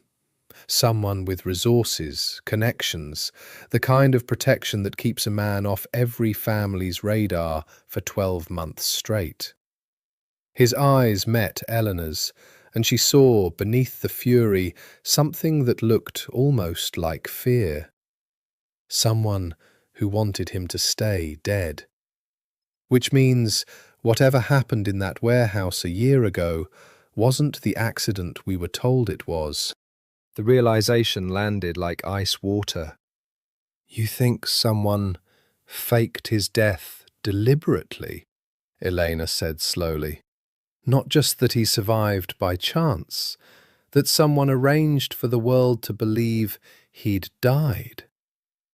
"I think," Damiano said, "that we need to find him before we do anything else, before we assume anything about his intentions, or the year he's spent hiding, or what he does or doesn't know about the two of us."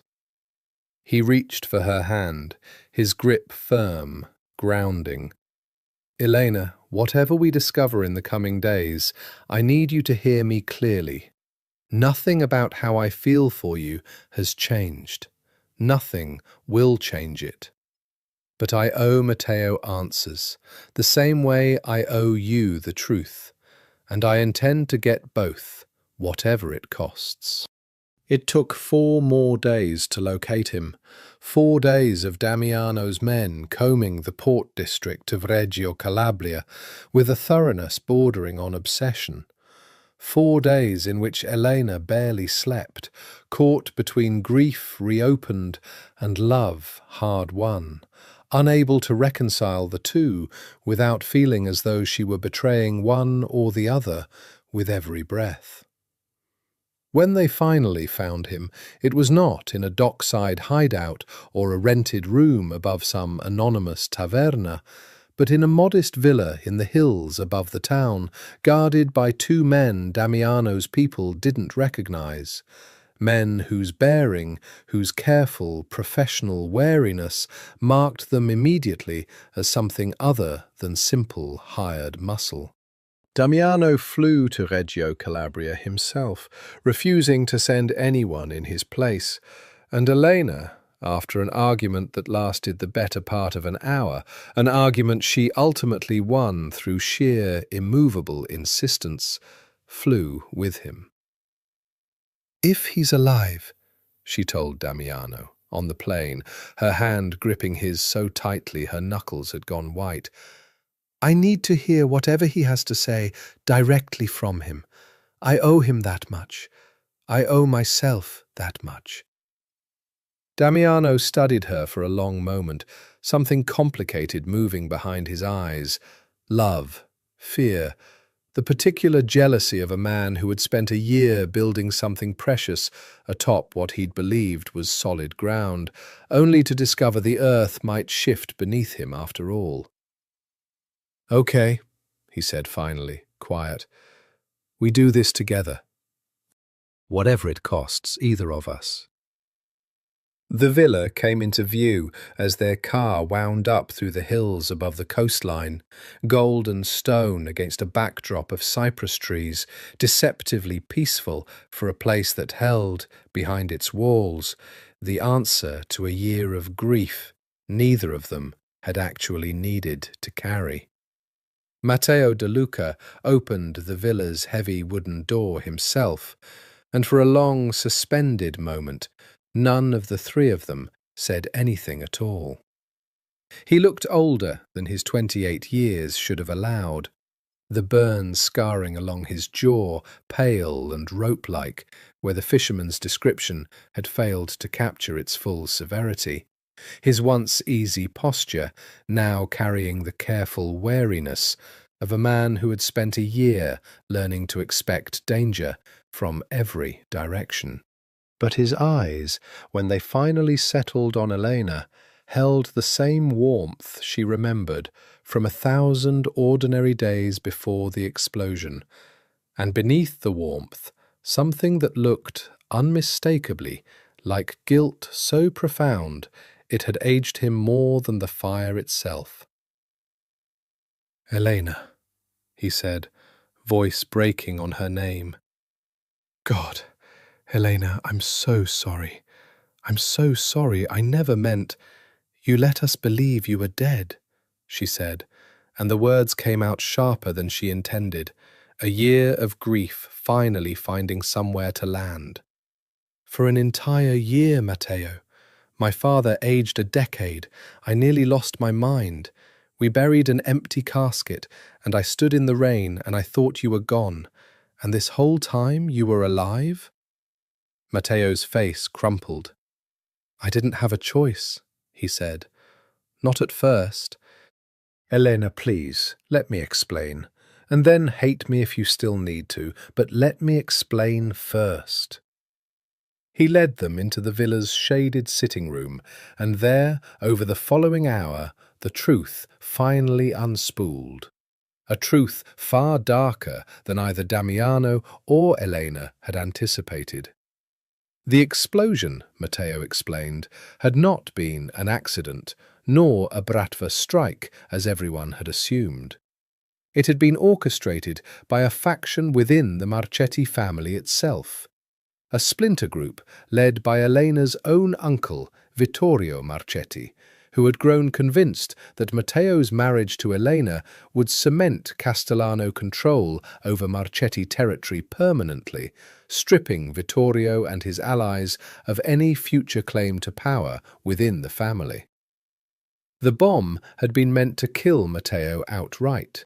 It had nearly succeeded. He'd survived only because he'd stepped out of the main structure moments before detonation to take a phone call, thrown clear by the blast's outer edge rather than caught in its heart, though the fire that followed had still very nearly finished the job the explosion started. Vittorio's men found me in the wreckage before your people did, Matteo said, hands trembling slightly around the glass of water he hadn't touched. They meant to finish what the bomb started, but one of them, a man named Enzo, an old friend of my mother's, God rest her, recognized me and couldn't bring himself to do it. He got me out, hid me, told Vittorio I'd died in the fire, same as everyone else believed. His throat worked. I was in a coma for 6 weeks. When I woke, Enzo told me the truth, that if I resurfaced too soon, before I understood exactly how deep Vittorio's conspiracy ran, he'd simply try again, and next time he wouldn't fail. He told me the only way to protect you, Eleanor, and protect Damiano was to stay dead until I could identify every single person involved and dismantle the conspiracy from the shadows. You could have told me, Damiano said, low, dangerous, the fury he'd been banking since the photograph finally surfacing in his voice. You could have told me, Matteo. I would have burned Vittorio's entire faction to the ground in a week if you'd simply reached out. That's exactly why I couldn't tell you, Matteo said, meeting his best friend's eyes with something like desperate honesty. Because I know you, Damiano. I know exactly what you would have done, and it would have started a war within the Marchetti family that could have gotten Elena killed in the crossfire before Vittorio's people were fully identified. I needed time. I needed to be patient in a way I knew you'd never allow yourself to be, not where she was concerned. His gaze shifted to Elena, aching, apologetic. I never imagined you'd marry Damiano.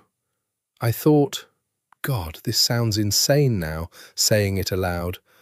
I thought you'd simply wait, grieve and heal eventually, and I'd come back within a few months once I'd dismantled enough of the conspiracy to make it safe. I never anticipated the danger closing in on you so fast that marriage became your only real protection. I never anticipated a year, and I certainly never anticipated, his voice cracked, that you'd fall in love with him in the meantime. The silence that followed was the loudest thing Elena had ever heard. How long have you known? Damiano asked, very quietly, the kind of quiet that Elena had learnt over the past year to fear more than shouting. That we married, that we... He stopped, jaw working, unable to finish the sentence in front of the man whose memory had shaped both their choices for the entire year prior. 6 months, Matteo admitted, and had the grace at least to look ashamed of it. Enzo has contacts inside the family.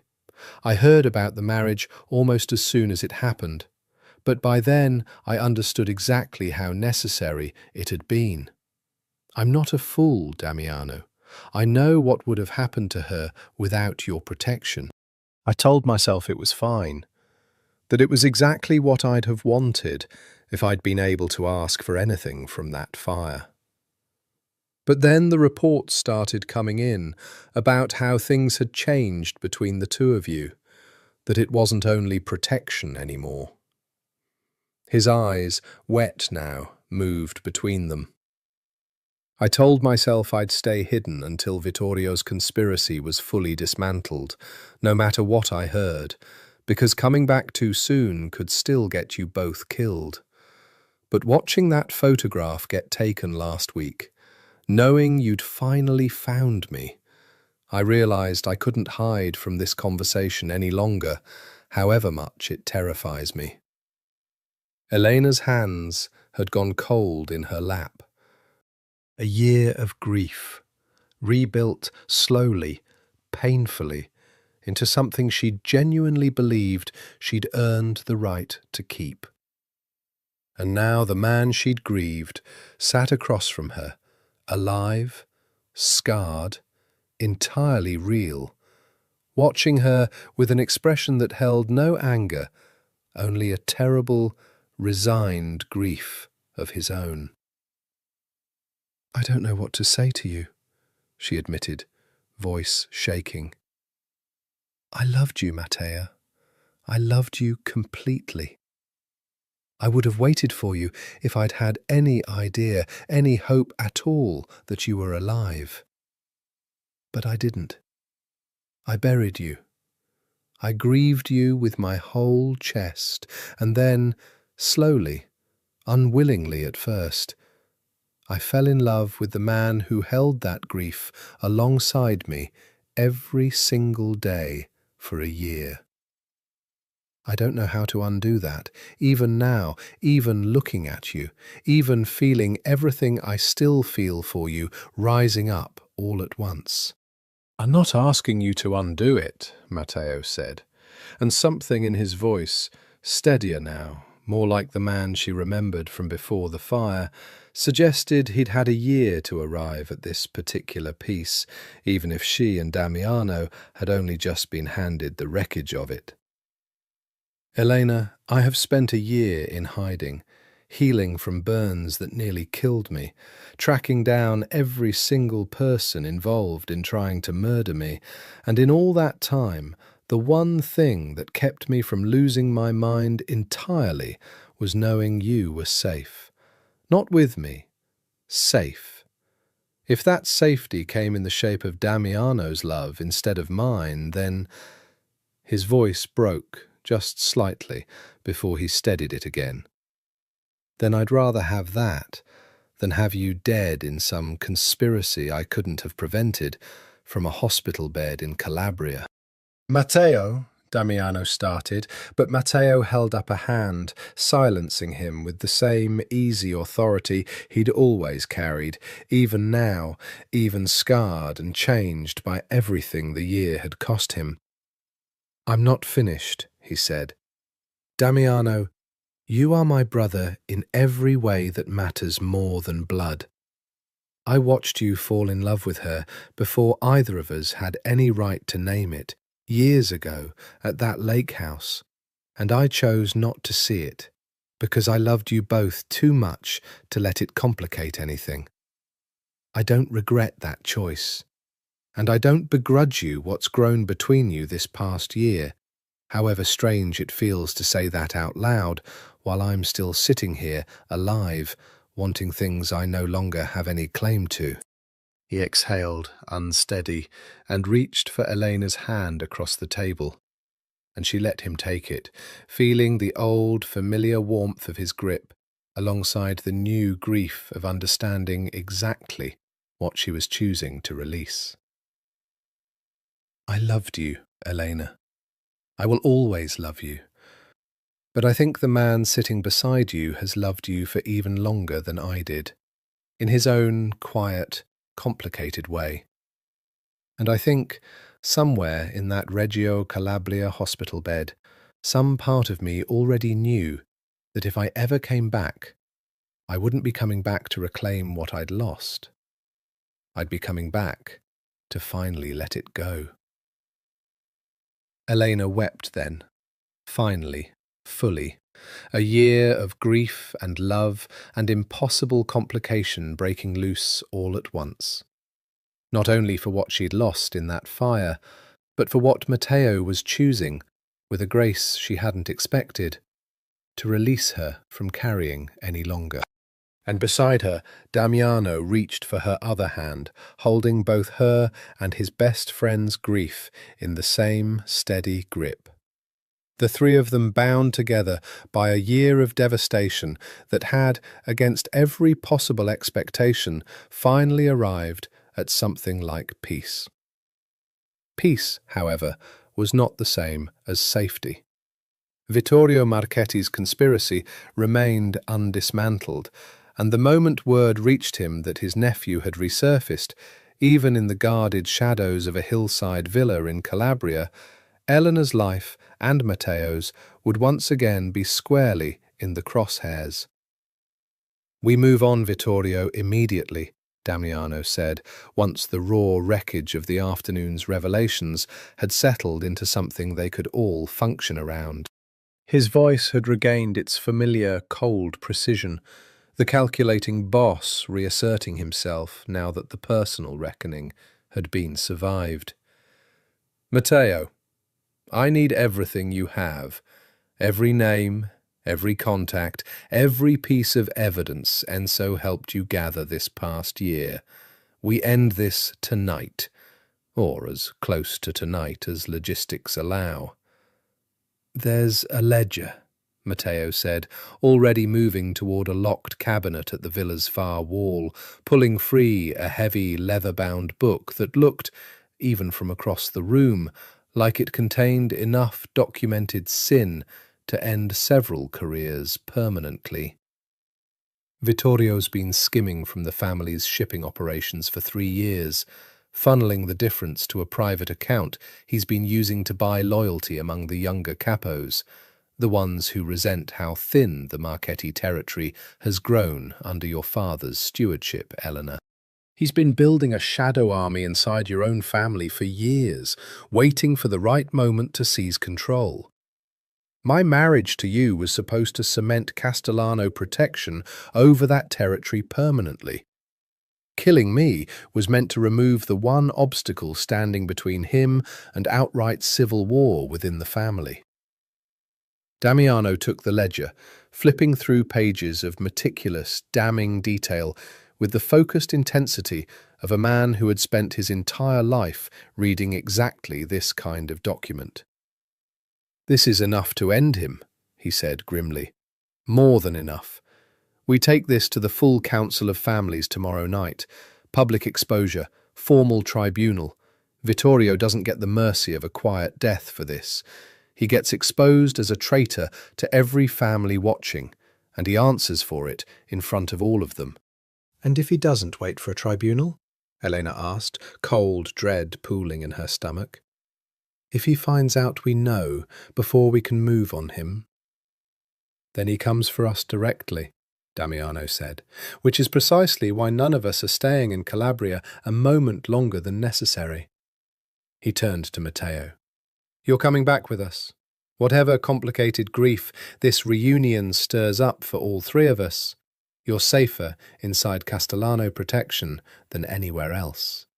And Vittorio's people will be looking for you the second word gets out that you're alive." Matteo hesitated, glancing at Elena, some old, careful deference passing between them, the shape of a question neither of them quite knew how to ask aloud. "Are you sure that's wise?" he asked. "Given everything?" "I'm sure it's necessary," Damiano said, with the particular flatness of a man setting aside personal complication in favour of tactical certainty. "Whatever this family becomes going forward, whatever shape the three of us settle into, none of it matters if Vittorio kills all of us first. We handle the threat. We figure out the rest afterward." They flew back that night, The three of them crowded into the same private jet that had carried Damiano and Elena to Calabria only hours before. The silence between them thick, with everything still unresolved, but overlaid now with the shared, grim focus of people preparing for a fight. Elena watched the two men across the narrow cabin, Matteo, pale and scarred, exhausted from a year of hiding, finally catching up with him all at once. Damiano sharp-eyed and coiled, already running through tactical scenarios behind his careful stillness, and felt, despite the exhaustion, despite the grief still raw beneath her ribs, a strange, fierce gratitude that both of them, against every possible expectation, were sitting in the same cabin, breathing the same air, alive. "Elena," Matteo said quietly, once Damiano had stepped away to take an urgent call from Marco. "For what it's worth, watching the two of you together this afternoon, even through everything, I could see it, what you have with him. It's not a substitute for what we had, it's something else entirely. Something that grew out of grief, but isn't made of grief anymore. I'm glad, even though it costs me something to say it. I'm glad you found that, even if I wasn't the one who gave it to you." "Matteo, don't," he said gently, echoing the same word Damiano had used months earlier under entirely different circumstances.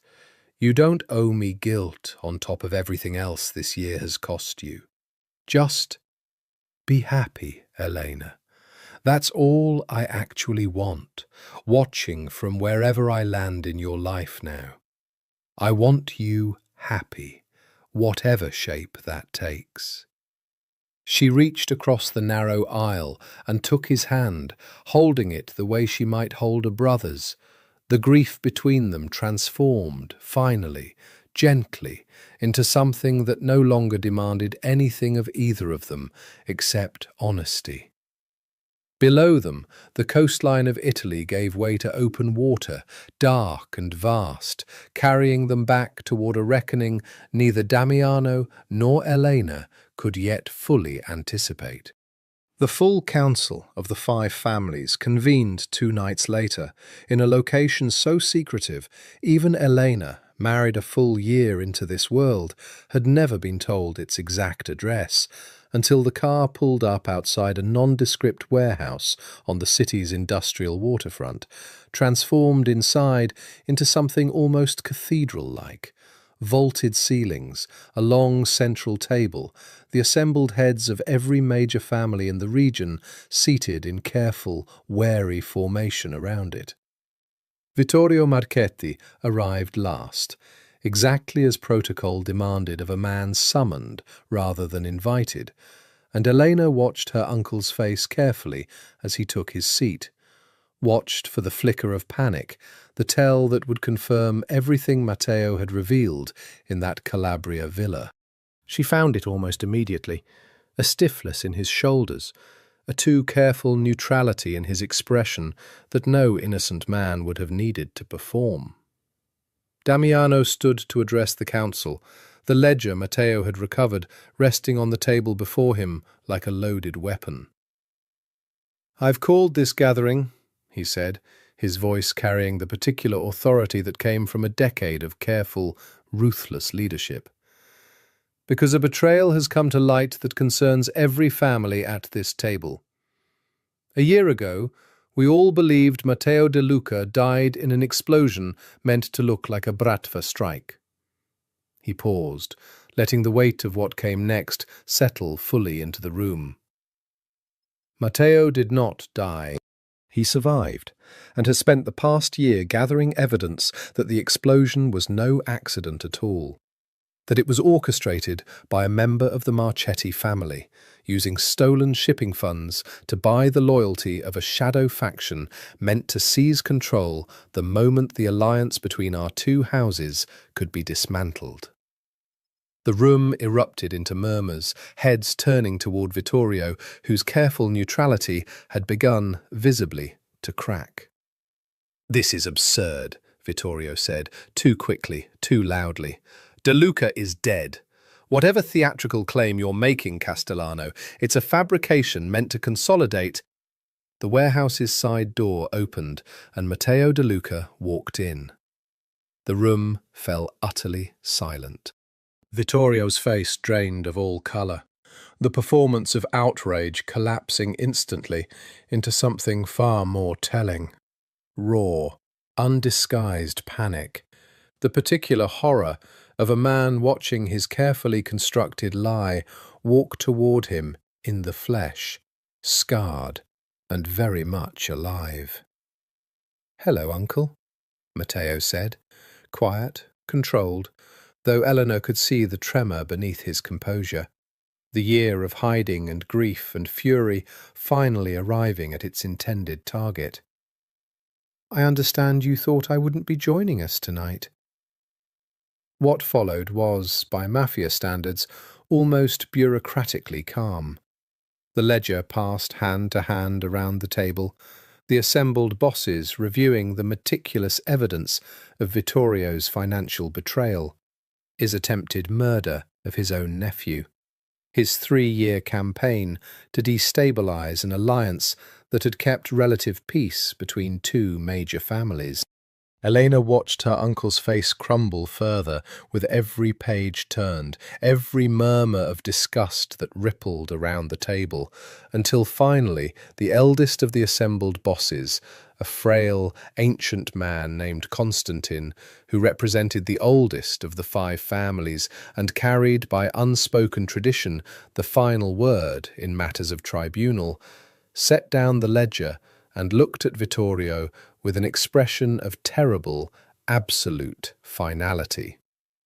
"Vittorio Marchetti," Constantine said, his voice rasping but carrying easily across the silent room, "you have betrayed not merely your family, but the fundamental trust upon which every alliance at this table depends. You attempted to murder your own blood, to seize power through treachery rather than earn it through honour. This council does not tolerate such betrayal lightly." Vittorio's composure finally shattered entirely. "Please," he said, and Elena felt a sick twist of pity beneath her fury, watching the man who had orchestrated a year of devastating grief reduced, finally, to begging. "Please, whatever you decide, my children have no part in this. My wife. Your family's fate will be decided separately, and with more mercy than you extended to your nephew," Constantine said. "You will not be afforded that same courtesy." What happened to Vittorio Marchetti after the council rendered its judgment, Elena never fully learned, and did not ask to. Some things in this world she had come to understand across the past year were better left behind closed doors, absorbed into the ledger of consequences that kept the fragile peace between families intact. What mattered, walking out of that warehouse into the cold night air with Damiano's hand firm around hers and Matteo walking free and unburdened beside them for the first time in a year, was that the conspiracy that had shattered her life, remade it, and nearly shattered it again, had finally, decisively, ended. "It's over," Damiano said quietly, as they stood together outside the warehouse, the harbour wind cutting cold and clean after the warehouse's stifling tension. "Whatever comes next, that threat is gone. You're safe now, truly safe, not just protected." Elena looked between the two men who had, in entirely different ways, shaped the last 2 years of her life. One who had loved her first and released her with grace. One who had loved her in silence for years before circumstance finally gave him permission to speak it aloud, and felt, for the first time since the rain-soaked funeral that had started all of it, the full, unburdened weight of simply being alive and free and loved. The weeks following Vittorio's tribunal brought a strange, careful reconstruction to Eleanor's world. Not a return to how things had been before the explosion, because that world no longer existed and perhaps never could again, but the slow assembly of something new from its wreckage. Matteo remained in the city, though not at the Castellano penthouse.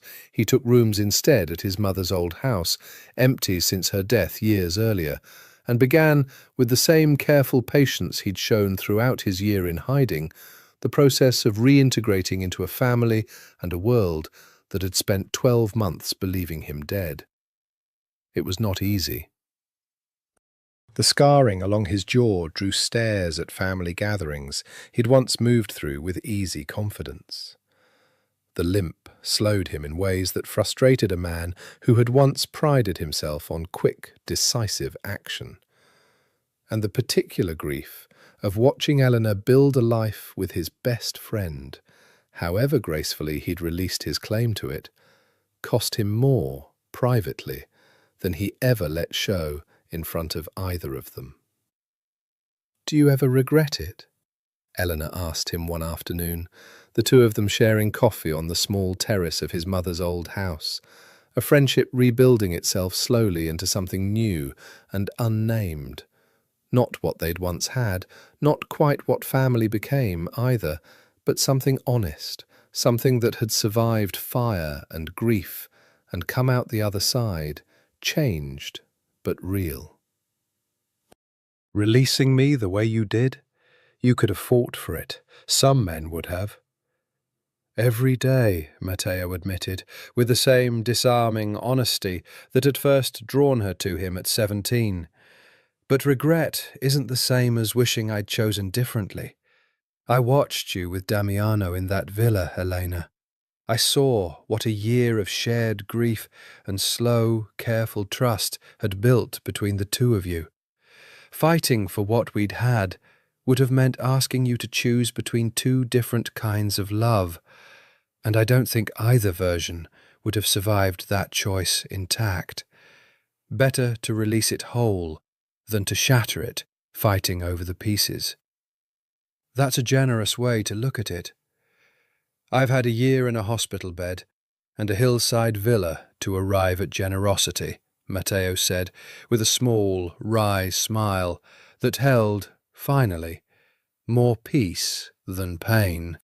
"Grief teaches you things given enough time.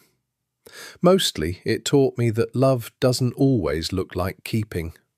Sometimes it looks like letting go well." Damiano, for his part, had extended an olive branch to his best friend, with the same careful precision he brought to every important negotiation of his life, offering Matteo a position within the Castellano family's territory, not out of guilt, he was careful to clarify, but out of genuine respect for a man who had survived a year of devastating betrayal with more grace than most men could manage in a lifetime. "I'm not offering you this because I feel indebted to you," Damiano told him, the two of them sharing a rare, quiet drink on the terrace one evening, Elena watching from the doorway with a warmth she hadn't expected to feel, watching these two men rebuild their brotherhood from such complicated wreckage. "I'm offering it because you're the best strategist I've ever known, and this family needs men like you now more than ever, with Vittorio's faction still requiring careful management even after the tribunal." "And if I say no?" Matteo asked, though his tone suggested he already knew the answer he wanted to give. "Then I'll respect that too," Damiano said. "But Matteo, you're my brother. That didn't stop being true because of anything that happened this past year, however complicated it's made things between the three of us. I'd rather have you close, rebuilding whatever this is supposed to become now, than lose you a second time to circumstances neither of us chose." Matteo accepted the position within the week, and slowly, carefully, the three of them began constructing something that had no easy name. Not quite family in the traditional sense, not quite friendship unmarked by complication, but something honest, forged in fire and grief, and the particular courage it took to choose peace over resentment, generosity over bitterness. It was Elena's father, watching the three of them together at a family dinner some weeks later, Matteo and Damiano deep in easy, familiar argument about territory logistics, Elena laughing at some old joke between them that had survived even the year's devastation intact, who finally voiced what all of them had been quietly circling for weeks. "You've built something rare," Antonio said to his daughter, quiet, watching the scene with the particular wonder of a man who had spent 30 years inside this violent world and rarely seen anything like genuine peace emerge from its wreckage. Most families would have torn themselves apart over less than what the three of you survived this past year. Instead, you built something new from it. That's no small thing, Elena. That's a kind of grace this family hasn't seen in generations. Elena watched Damiano across the table, catching his eye as he glanced up from his conversation with Matteo, and the warmth that passed between them, steady now, hard-won, entirely unshadowed by the guilt that had once made him retreat from every unguarded feeling, felt, finally, like the answer to a year of grief she'd never fully expected to survive intact. 6 months after Vittorio's tribunal, on a morning bright with early autumn light, Damiano found Elena in the penthouse library once more, surrounded by the same box of old photographs that had first cracked open everything between them nearly 2 years earlier. "I have something to ask you," he said, and something in his voice, a rare, unguarded nervousness she'd only ever seen from him a handful of times across their entire history together, made her set the photographs aside immediately. "That sounds serious." "It is." He came to kneel before her, and Elena's breath caught as she understood suddenly exactly what he intended.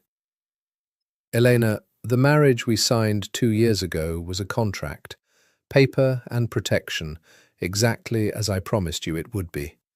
And it kept you safe when nothing else could have. But it was never the marriage I actually wanted to give you. I want to ask you properly this time. Not out of necessity, not because the wolves are at the gate and paper is the only currency they respect. I want to marry you because I choose you, entirely, without any calculation attached to it at all. The first time in my life I've ever wanted something without immediately running the cost-benefit analysis first." He produced a ring, not the practical, unremarkable band they'd exchanged at the courthouse 2 years prior, but something clearly chosen with care, an heirloom sapphire that Elena recognized with a jolt from an old photograph of Damiano's mother, one of the few keepsakes of her that had survived his father's violent temper intact. "This was hers," Damiano said, following her gaze. "One of the only things of my mother's I still have.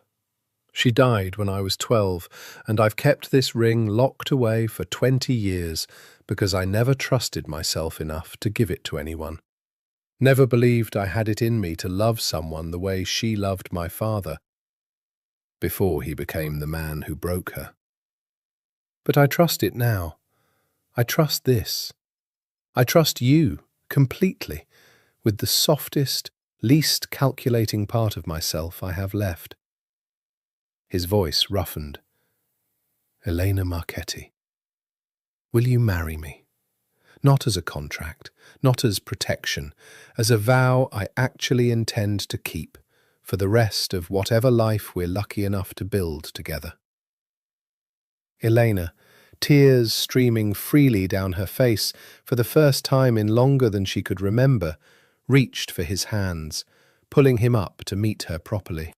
"Yes," she said, the word arriving without a single moment of hesitation, without the careful weighing of consequence that had once defined every choice either of them made in this violent, glittering world they both belonged to.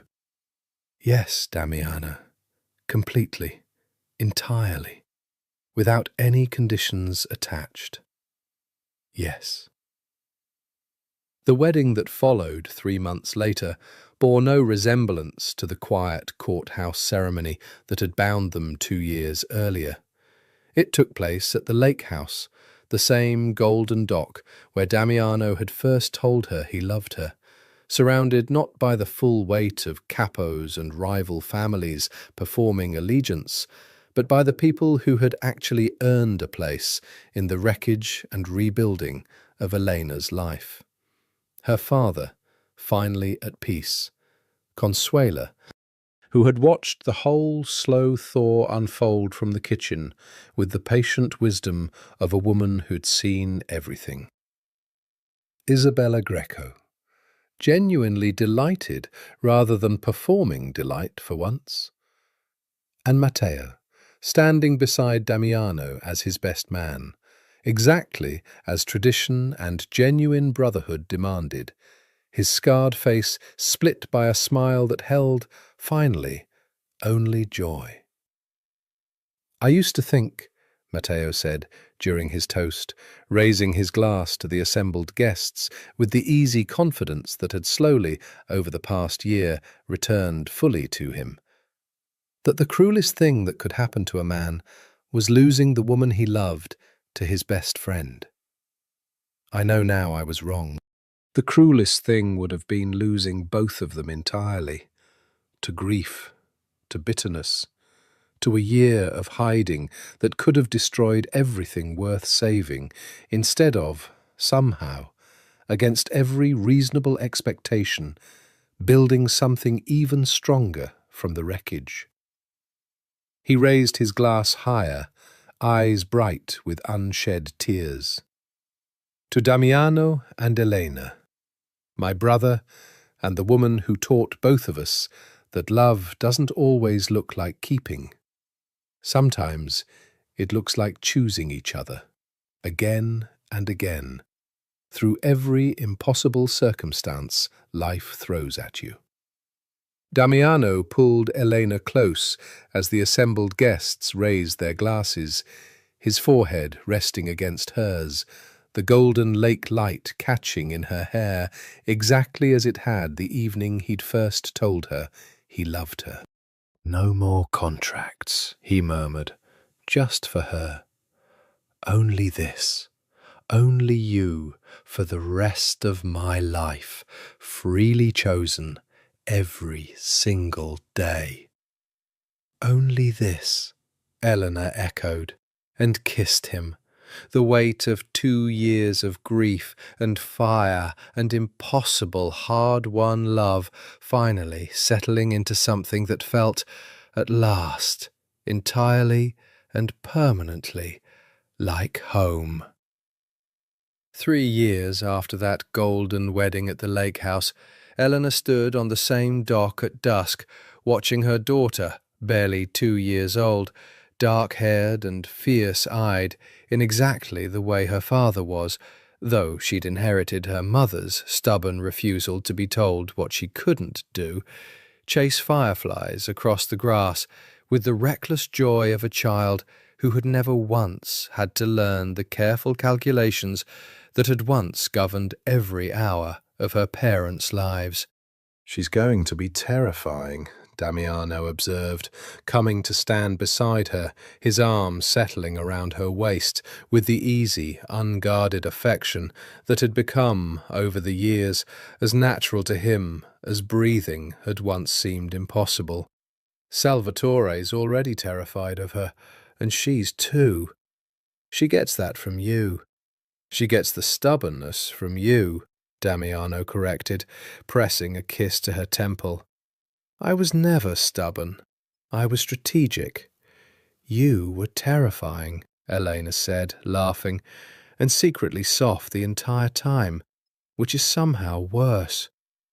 Matteo had married, eventually, 2 years after Damiano and Elena's wedding, a quiet, unassuming woman named Julia, who ran a small restaurant near the harbour and had no interest whatsoever in the world of families and territory and careful, violent calculation that had once nearly cost Matteo his life.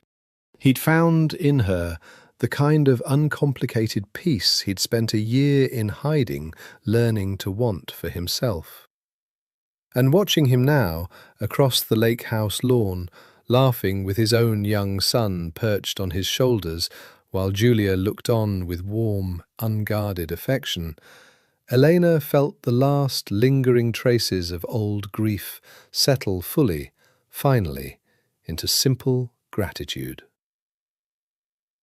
The Marchetti-Castellano alliance had held, stronger now than it had ever been under the fragile pretense that had first bound Elena to Damiano's protection, no longer built on paper and necessity, but on genuine trust, on a family that had survived betrayal and fire and impossible complication, and emerged, against every reasonable expectation, closer for having weathered it together. Vittorio's remaining faction had been fully dismantled within the first year following the tribunal. The shadow army he'd built dissolved and absorbed back into legitimate Marchetti and Castellano operations. The wound he'd inflicted finally fully healed. "Do you ever think about how differently this could have gone?" Elena asked, watching their daughter finally tire of the fireflies and toddle unsteadily toward Matteo's son. The two of them immediately, instinctively drawn together in the easy way children are, unburdened by any of the complicated history that had once made their parents' bond so fraught. "Every day," Damiano admitted. "I think about the 4 minutes it took me to reach your father's house during the attack. I think about how close Vittorio came to finishing what he started in that warehouse. I think about how easily I could have lost you before I ever let myself admit what you meant to me." His arm tightened around her waist.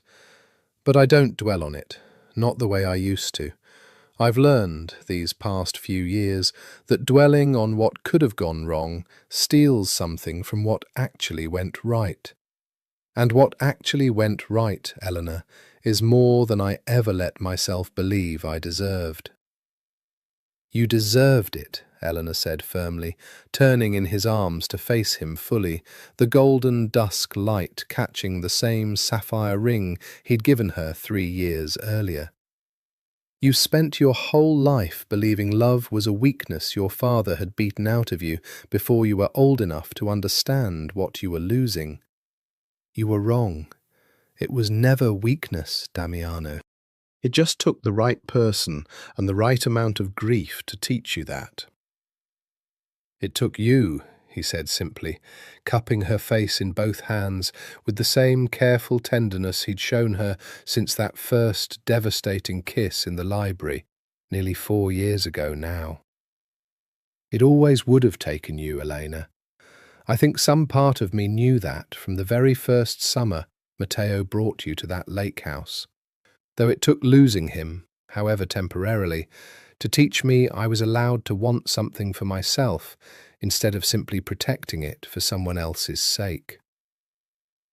Below them, their daughter's laughter carried across the water, bright and unafraid, the particular sound of a childhood built on love instead of calculation, on trust instead of the careful, violent arithmetic that had once governed every hour of her parents' lives. Matteo caught Elena's eye across the lawn and raised his glass slightly in her direction, a small, private acknowledgement of everything the three of them had survived together, transformed now into simple, unburdened gratitude. "No more contracts," Damiano murmured again, the same vow he'd made her 3 years earlier, renewed now in the golden light of everything they'd built since. Only this, only us, for the rest of our lives. Only this, Elena echoed, and kissed him as the sun finally sank below the lake's far tree line. The darkness that followed, no longer the danger it had once represented throughout their entire, violent, glittering world, but simply, peacefully, the quiet close of another, ordinary, extraordinary day in the life they had chosen, deliberately and completely, for each other.